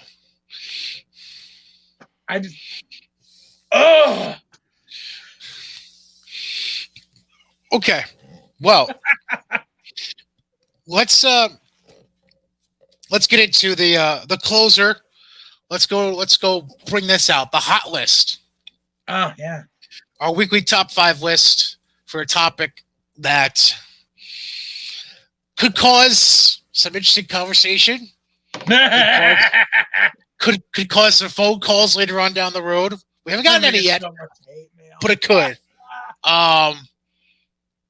So man. So last week was top 5 talents that haven't been in WWE but should. This week, I was like, let's do something negative. Because our first episode was top 5 people that should be in the Hall of Fame and aren't. So I was like, let's do something negative. Take a note, viewers. He came up with a negative, not me. That's right. It's fucking right. I'll take it. I will fucking take it, and I will gladly own it. So my original idea was 5 worst WWE championship reigns. And then I was willing to compromise and allow this to be opened up to 5 worst title reigns in general in WWE. Now, I'm going to preface it by saying this. You will notice a big time difference from my list and JJ's list. JJ's list is all WWE. Yeah, it's a lot more. My list is all from the 90s. All 90s. And I'm going to run down a couple honorable mentions that I had from my list that are not being covered in either of our top 5s. I have 3 honorable mentions to throw out there. Okay. Number 1, this was the one I took off my list last, and we discussed this before the show. Because I was stuck on 7. I was able to get 1 out right away, which I'll mention in a second. This last one, though, I was stuck on until you said something very specific about the Attitude Era, and I was like, okay, this one's off. Every single reign from Mankind from late 98 through 99. Wow. Now, the reason I had that on there is because, like you said, it was basically hot potato for no fucking reason from the time The Rock won it until he dropped it to Austin. Yeah. Like him winning it on Raw, pre-taped, like granted, it's a moment in history now because of what Eric Bischoff and Shivani did on Nitro. Right. But generally speaking, for booking purposes, him winning it on that Raw and him winning it on halftime heat, like, were fucking meaningless. And then the only reason he won it at SummerSlam 99, hypothetically, is because Steve was injured and Austin didn't want to drop it right to Triple H, so he threw Mankind in last minute, had Mankind take the belt, and then drop it the next night to Hunter. So it was fucking pointless that he had any of those 3 title reigns, but good for him. He's in the Hall of Fame. Who the fuck cares at this point?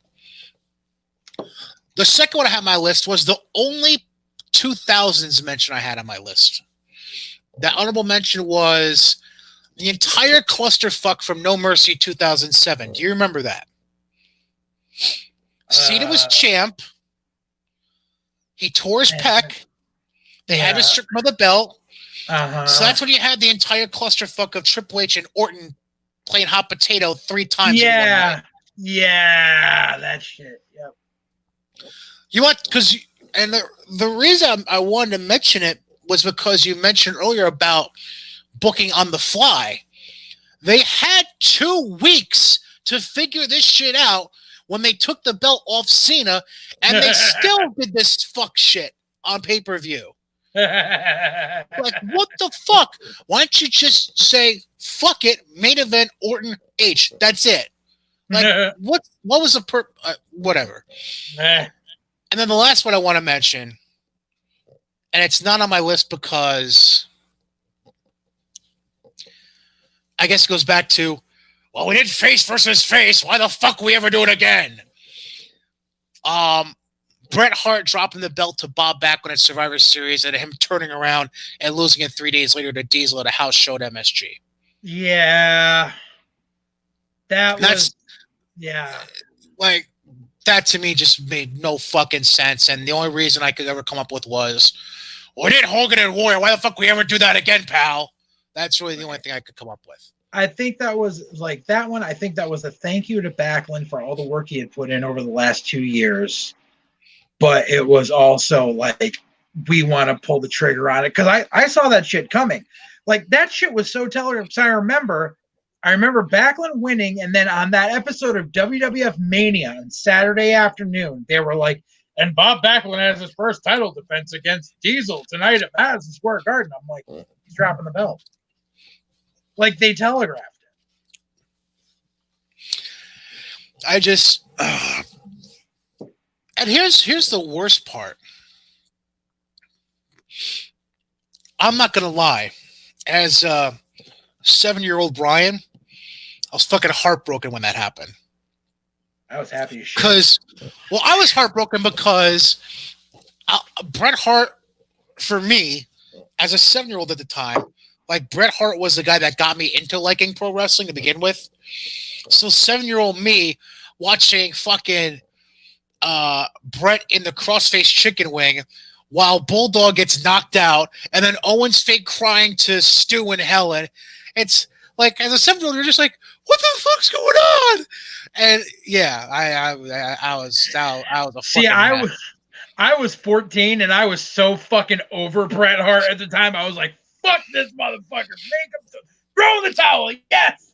Yeah, you're also probably the guy that watched WCW for the NWO, and that's it. No, I watched WCW for everything that was on. Whatever. Because I was a fan of the cruiserweights and shit. Well, yeah. Cruiserweight's okay. Yeah, I was a huge Dean Malenko mark. Oh! Speaking of Malenko, I hate how I'm fucking taking left-hand turns into AEW at random points today. But so last night was Dynamite because they had to move it off Wednesday for NBA playoffs on TNT. Right. Yeah, and they introduced a women's belt that was the same as the old women's belt, just an inch bigger. It's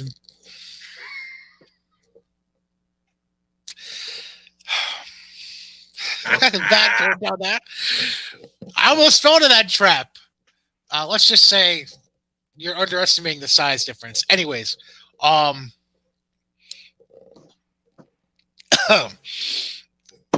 don't know why I fell into that trap. So the last segment of the night last night was basically the Inner Circle coming out and jerking each other off and saying, well, if this Sunday is the end of the Inner Circle, it's been a hell of a run. Fuckers, you were together 18 months. Shut up. Anyways. So you think it's over. You think the show is over. But then MJF comes on the I can't even call it Titantron because it's not that big. The screen, whatever the fuck it is. Yeah. Comes on the screen at Daly's place. And he's clearly in the football stadium. And then they pan down the camera. And Wardlow's there with him. And then they go lower. They have Dean Malenko tweaking out in a metal folding chair up against a goalpost.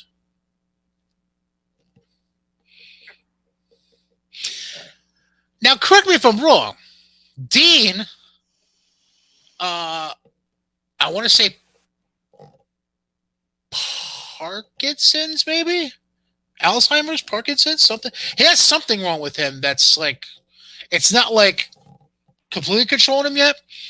But you can see him, like if you see him in person, like he has the shape. I want to say it's Parkinson's. I want to say it's the same stuff that Ali had. Like he has early onset Parkinson's. Yeah, he has early onset Parkinson's. That just tweaked me the wrong way when I saw that. Yeah, that's kind of tasteless. It's also AEW. Anyways, so let's get into the hot list.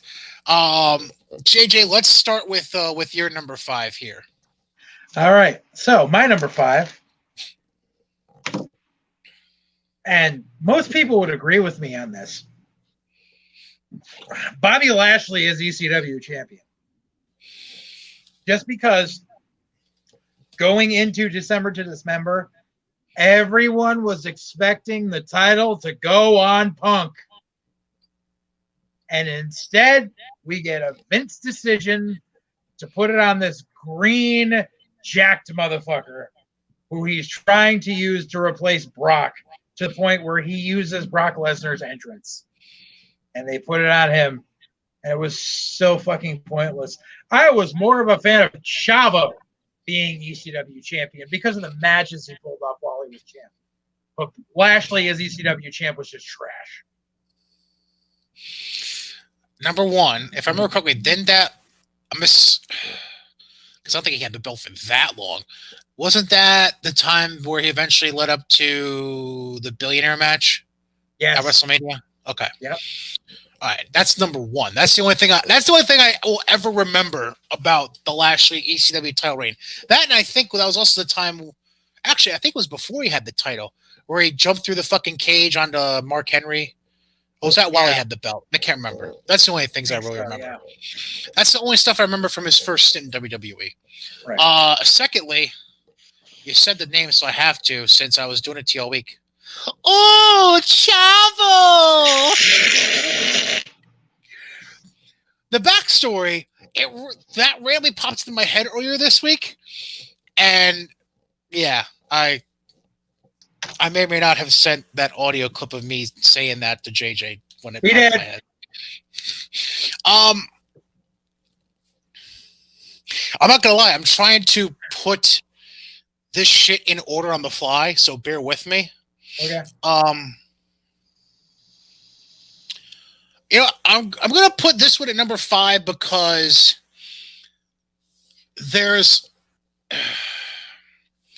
I think they were in a position in WWE at the time where there wasn't, and this is going back to something we discussed about an hour ago, or someone we discussed about an hour ago.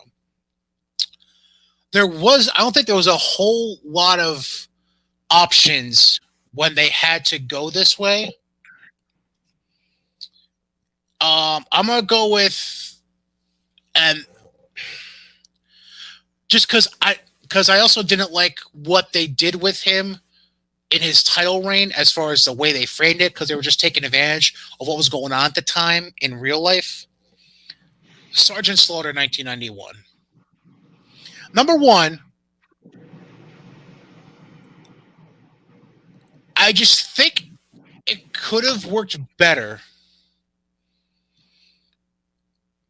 Number one, yes, you grew Slaughter to be this huge asshole who Right. was an Iraqi sympathist at the time, and this is around the time of the Gulf War and all that. I understand that,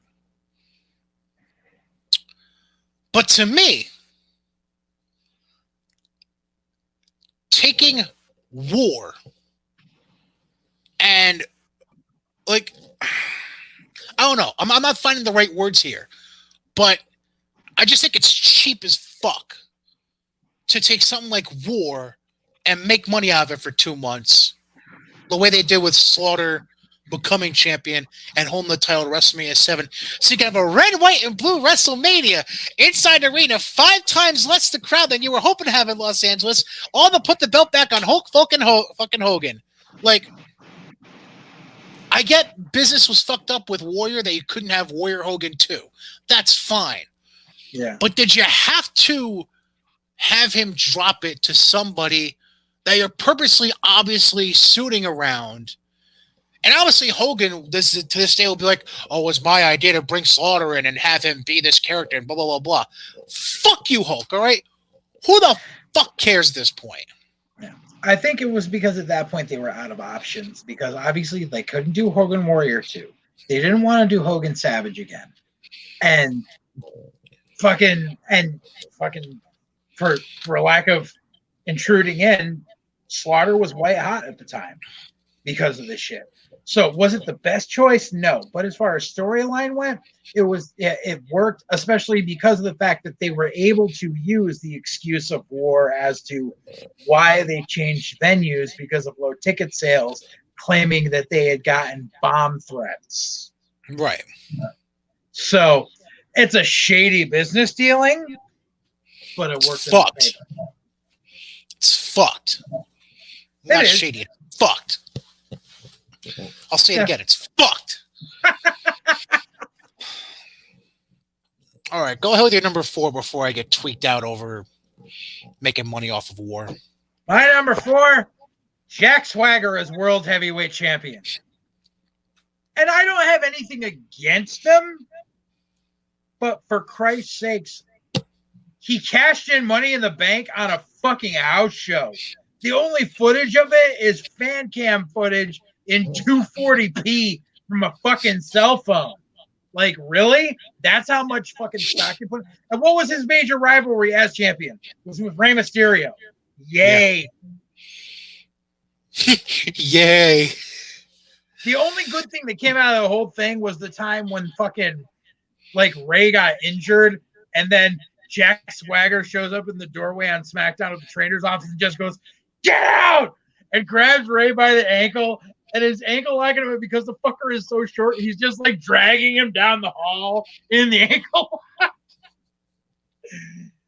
That was hilarious. Oh boy, almost as hilarious as throwing Rey Mysterio as a lawn dart into the back of a trailer. That will always be amazing. God. That whole story about that whole ending to Nitro is going to be hilarious in my mind. Yeah. Because the people really thought it was real shit, and they called the cops and everything. Right? That's fucking great. Dumbasses in Orlando. Anyways, number 4.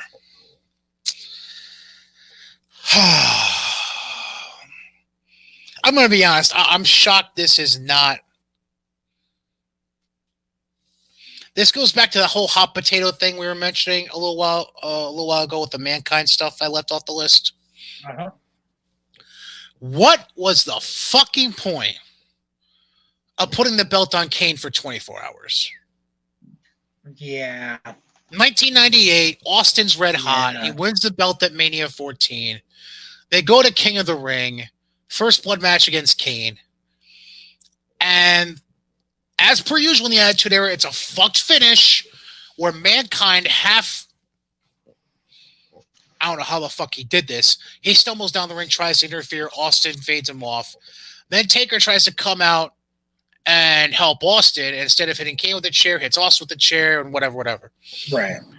Like, and then next night on Raw, that's the Zamboni night with Austin attacking Vince in the ring, which I believe was Detroit, I want to say. Yeah. I want to say that was Detroit. And Yeah. then that night they have Austin versus Kane rematch, and Austin wins the belt back. Like, I get the stipulation was if Kane loses, he sets himself on fire. You don't want to set somebody on fire on pay-per-view. But he had fucking Inferno matches. So yeah, but that was a means to an end. That was just a matter of getting people to tune in the night after a pay-per-view, and holy shit, Austin lost, and now he gets a chance to get it back. And Kane was going to be over no matter what. So, like, I get where you're coming from, but sadly, it served a purpose. I hated it. I just fucking hated it. Anyways, let's get to your number 3, which I think is fucking hilarious, by the way. My number 3? Just because of who it is. Dude, seriously. My number 3 is Ryback as Intercontinental Champion. Because fucking seriously, number 1, only reason he won was because Daniel Bryan was injured. He did that fucking, what was it, an elimination chamber for him to win it? Dude, like, it's fucking Ryback. Do I need to say anything? The dude sucks as a fucking worker. He's a piece of shit human being. Like, the fact that they put a singles title on him is a fucking joke. Yeah, you don't have to go any further. No need to say anything more about Skip. It's okay. What'd it do?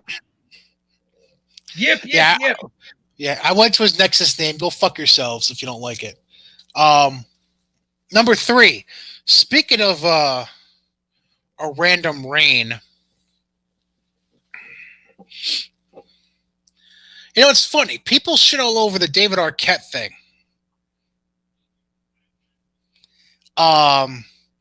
But nobody shits on Vince putting the WWE title or the ECW title on himself. Like, I didn't even think about the ECW title until literally just now when I was thinking out loud. But, like, hey, I'm wearing a black do-rag, my nigga. Oh. JJ!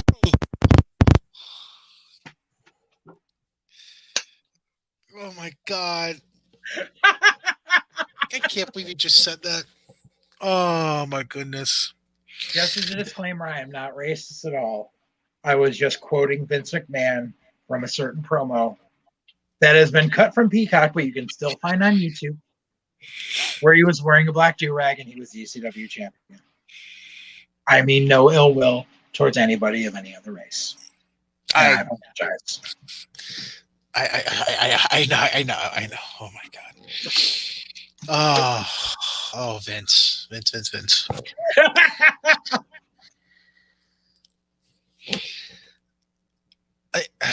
I'm just gonna leave it at that. Like, I don't even know where to go with Vince because it doesn't make like. Yeah. Like, I think the reason he didn't for the WWE title was because of shit between him and Hunter. I think that was the thing at the time, was him and Triple H, like, or the McMahons and Helmsley in general. Yeah, I don't know. I'm just lost in the sauce on that one.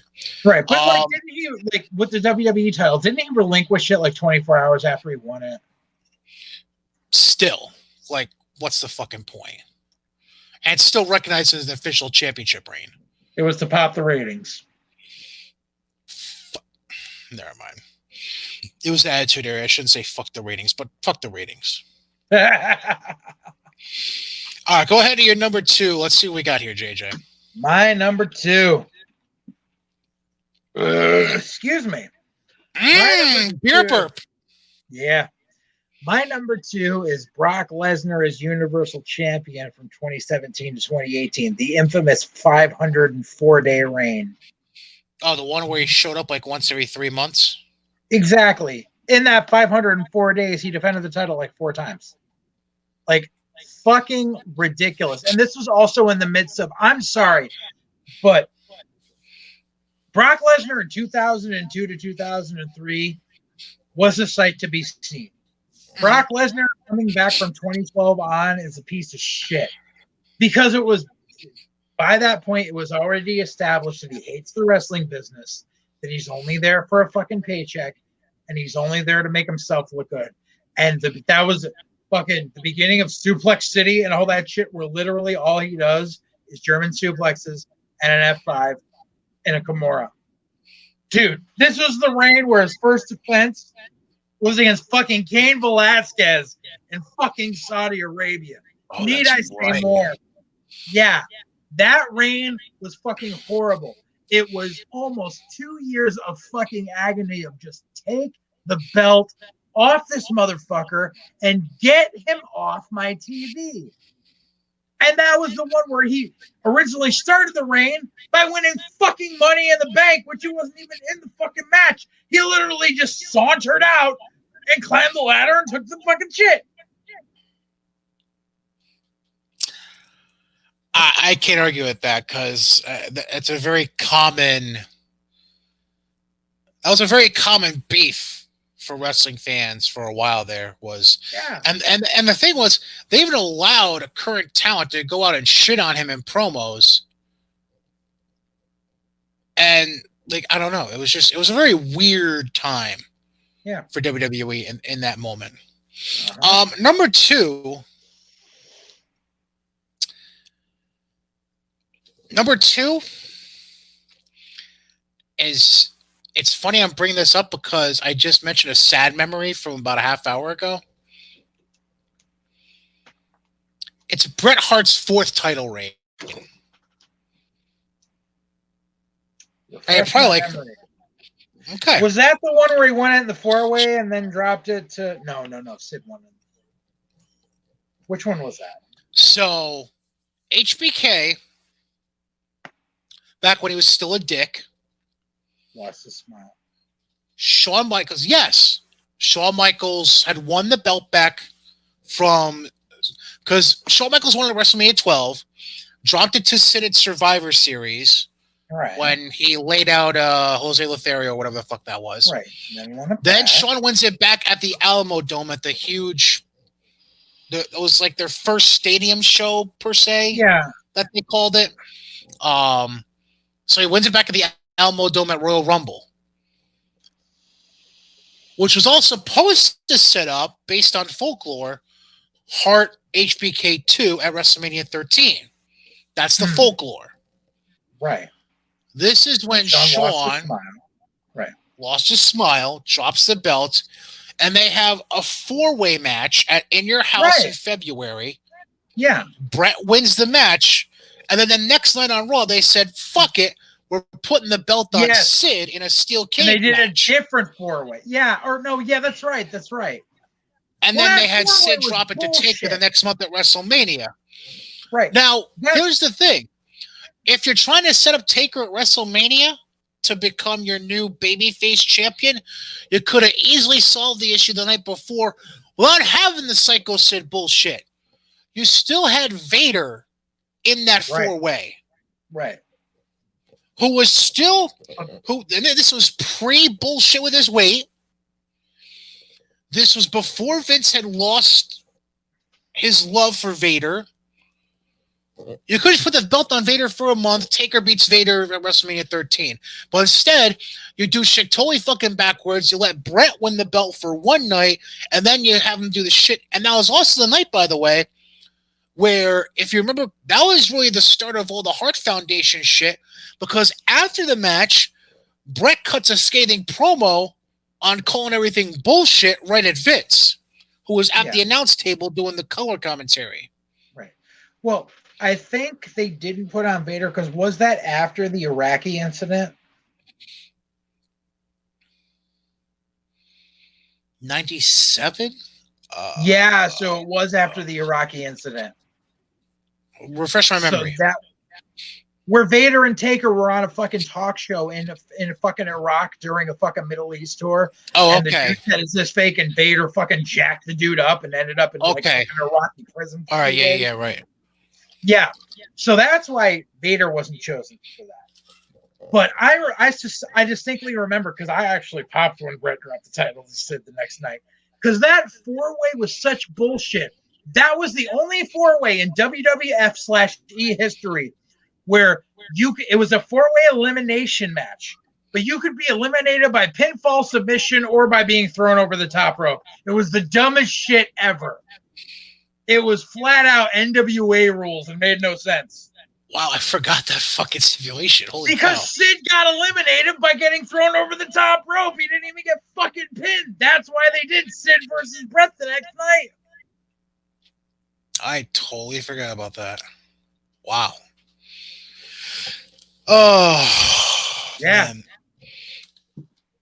But I can see where they're coming from. I don't know. It made zero sense to me. But all right, let's get to our number ones. Yours is if you want to send any hate mail address towards JJ, the email address is scrolling along the bottom of the screen. By all means, send it and I'll forward it over to JJ. Go ahead, sir. By the way, I've switched from beer to seltzer, just so everyone can see. Thank God. I'm no longer drinking. And I know people are going to hate me for this, but I'm going to point out everything why. So y'all can suck it. But my number one worst title reign in WWE is Bobby Lashley's current WWE Championship reign. Here's why. And mind you, I have met Bobby Lashley in the past. He's a very nice individual, as I've said many times before. Very cordial. He's very okay. nice. He's a nice guy. He's okay. He can't fucking work, and he can't fucking talk. He works 80s WWF style with fucking 4 power moves and nothing else. And he's clunky as shit. He can't work. He can't talk. That's number one.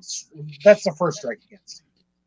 Now, and I think I mentioned this last week, but I'm going to reiterate. Bobby Lashley has now been champion during the busiest 3 months of the WWE calendar. The month before Mania, the month of Mania, and the month after Mania. And if you look at dirt sheet reportings, Nielsen ratings have shown that Raw has been at its lowest ratings of the year with Bobby Lashley as champion. The dude is over the hill. Like, he wasn't that good when he was new. Now he's in his mid-fucking 40s. It's just like everyone that talks about, oh, they should do Bobby versus Brock.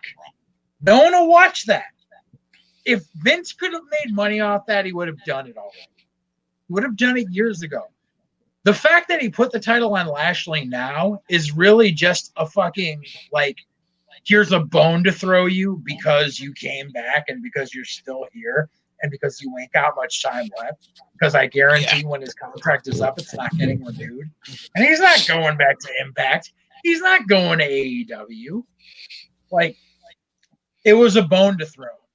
But in the meantime, like, Drew McIntyre, who busted his ass through the fucking Thunderdome era, is getting the short end of the stick. Drew should have fucking won at Mania. I'm sorry. It was back in front of fans. You wanted a feel-good moment. Number one, they made it the opening fucking match of night one. Like, really? Like, I understood when they made Brock's title match the opening match because Brock was being a cunt and knew he was going to lose. So, obviously, he was like, fuck it, put me on first so I can get on my plane and get out of here. But you're finally back in front of fans. Drew deserves this huge fucking pop. And you decide, no, we're going to have Bobby win and keep dragging this out. When nobody cares. The internet, and I don't know how many times I've had to say this in my career. The internet is not the majority of your fan base. The people who sit there and bitch on social media all day about what they want to see and what they don't want to see, Make up for 1% of your audience. I learned this the hard way, going out, promoting my own product, finding out that there are still people in this world that can be kayfabed. There's people in this world that still believe that the heels and the faces hate each other and are in different locker rooms. That still happens this day and age. And the fact that the IWC is like, Bobby Lashley deserves this. No, he doesn't. Bobby Lashley is a mid-carder at best. Just because he's fucking jacked doesn't mean shit. Can't work, can't talk. That's why he's got a manager. And still, that's doing nothing to help the ratings. It's doing nothing to help the pay-per-view buys / Peacock views, if you will. And it's the worst business move Vince has made in the last 20 years. That's how I feel. All right. Well, I have a feeling my number one might get some hate too. I'm just going to put this out there. Any Hulk Hogan championship reign after his third world title reign, fucking stupid. Wow. But I'm going to be more specific. I was tempted to put the 1991 debacle involving The Undertaker and the Survivor Series and Tuesday in Texas. Very tempted. And in the end, what it really amounted to was Flair and Hogan not wanting to do business, or at least that's the folklore. The other side of it is Vince tried it out at house shows and it wasn't drawing like he thought it would, and then went with Plan B. So I chose a different Hogan title reign. And it's a completely politicized bullshit title reign from start to finish. Title reign number 5, where he goes in, does a leg drop on Yoko in 20 seconds, gets the belt in Vegas, and then holds it until King of the Ring to drop it back to Yoko. Yeah. The most bullshit 3-month title reign I have seen in any company, really. Like, you can throw out the Arquettes, you can throw out the Vince McMahons, you can throw out whatever. To me, that is the most bullshit title reign by any actual legitimate wrestler that from the last 40 years. Complete bullshit start to finish. First off, you have that match going home early because Yoko is out of gas. No disrespect to Rodney, God rest his soul, but he was out of gas and needed to go home early. So you have that to fuck shit up to begin with.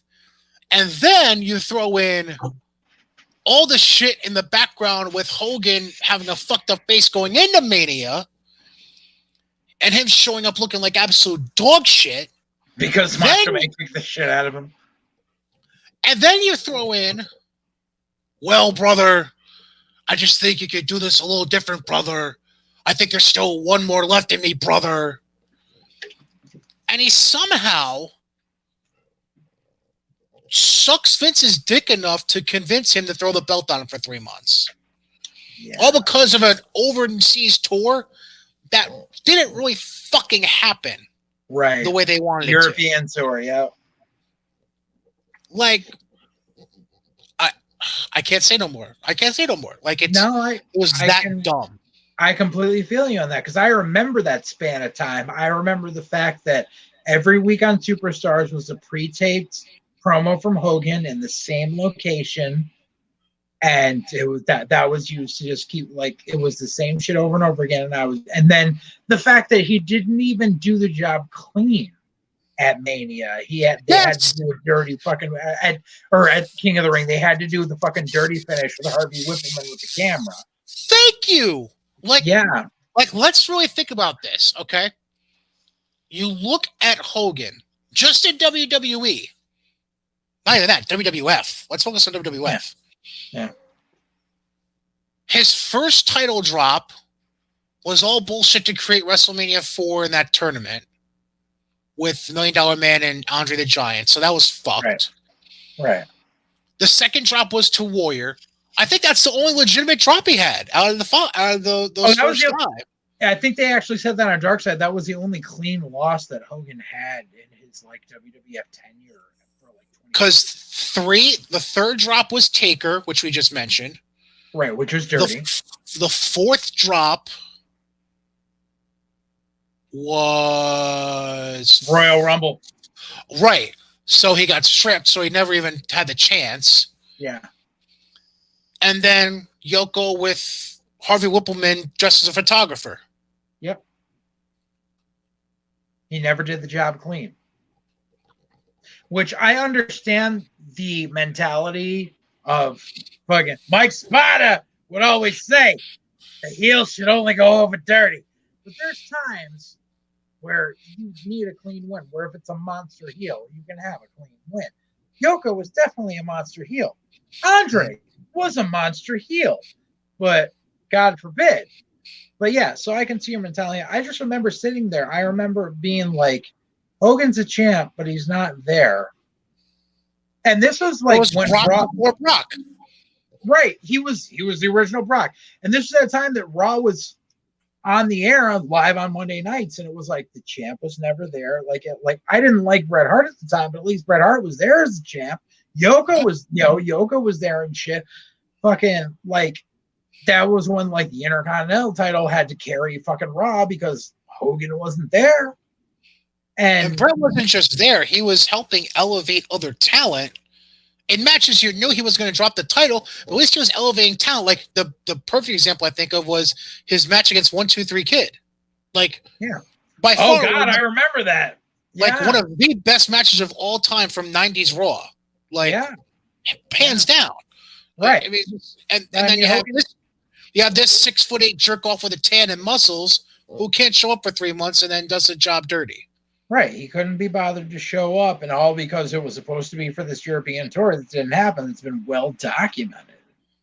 And yes, like I completely see that. Like, I think the only reason that didn't make my top 5 was because I was focused on other things at the time.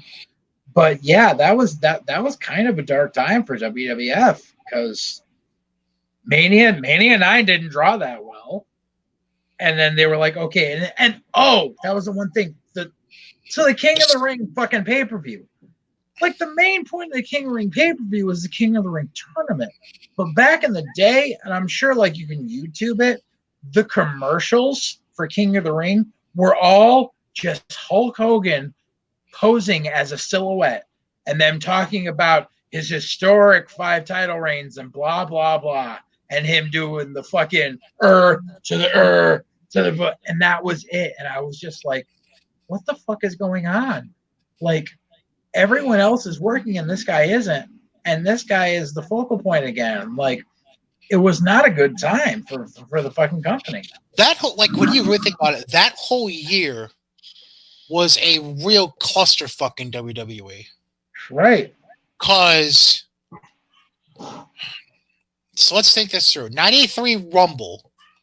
You have Yoko, Bret. You have Bret and Razor, which was a fine match. Yeah. Yoko winning the Rumble. Yep. Then you have the whole debacle we just mentioned about WrestleMania. Yeah. Then you book out King of the Ring.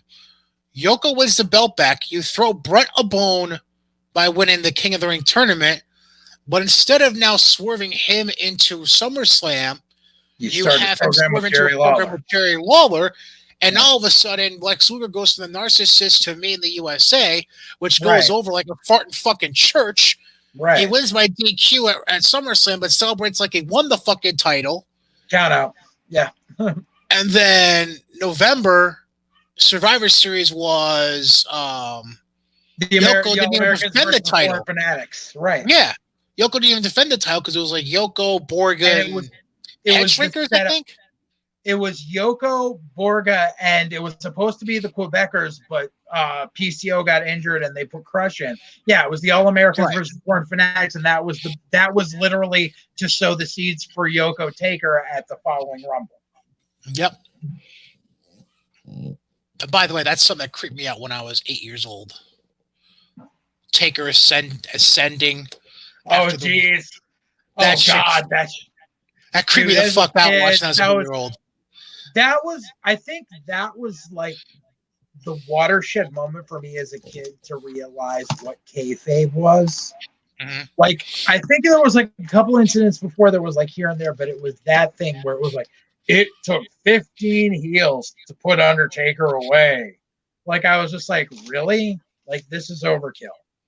Mm-hmm. Like, I get it. You want to make Yoko, like, Yoko was a monster. Why did you need 15 fucking heels to fucking help take out Taker? Like, I understand Taker was this like massive tour de force, but Yoko was 500 and fucking pounds. He could have fucking done it dirty with like one or two other people. Agreed. Yeah. Oh, and by the way, that Rumble match in '94 with the fucked finish with Lex and Brett. Oh God! Don't forget that. And then that leads to WrestleMania 10. Right. Yeah. And then everything was right in the world. Just 18 months of bullshit. That's all. Eddie Hooser. Yeah, I think that does it. Yeah.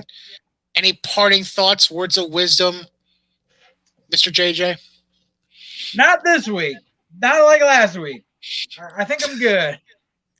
All right. Well, in that case, that wraps up. Oh, well, let's hear this. Oh, I can't wait. I tweeted it, and it follows up as a comparison to last week. If you run in a venue that I established as a wrestling destination, and you're charging $40 a fucking ticket, have fun having zero walk up. That's all I'm saying. Yeah. I saw that. Because I know the neighborhood you're talking about. There's more homeless people in that park than there are cops on duty. That ain't going to fly. Nope. Well, since we got that out of the way.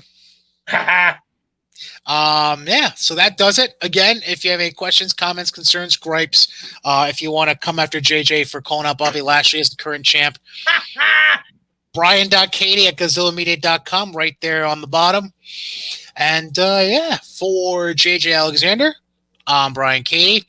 That was White Heat, and we'll catch you next week with another episode. For the meantime, enjoy the upcoming week of shows. Have a good holiday weekend.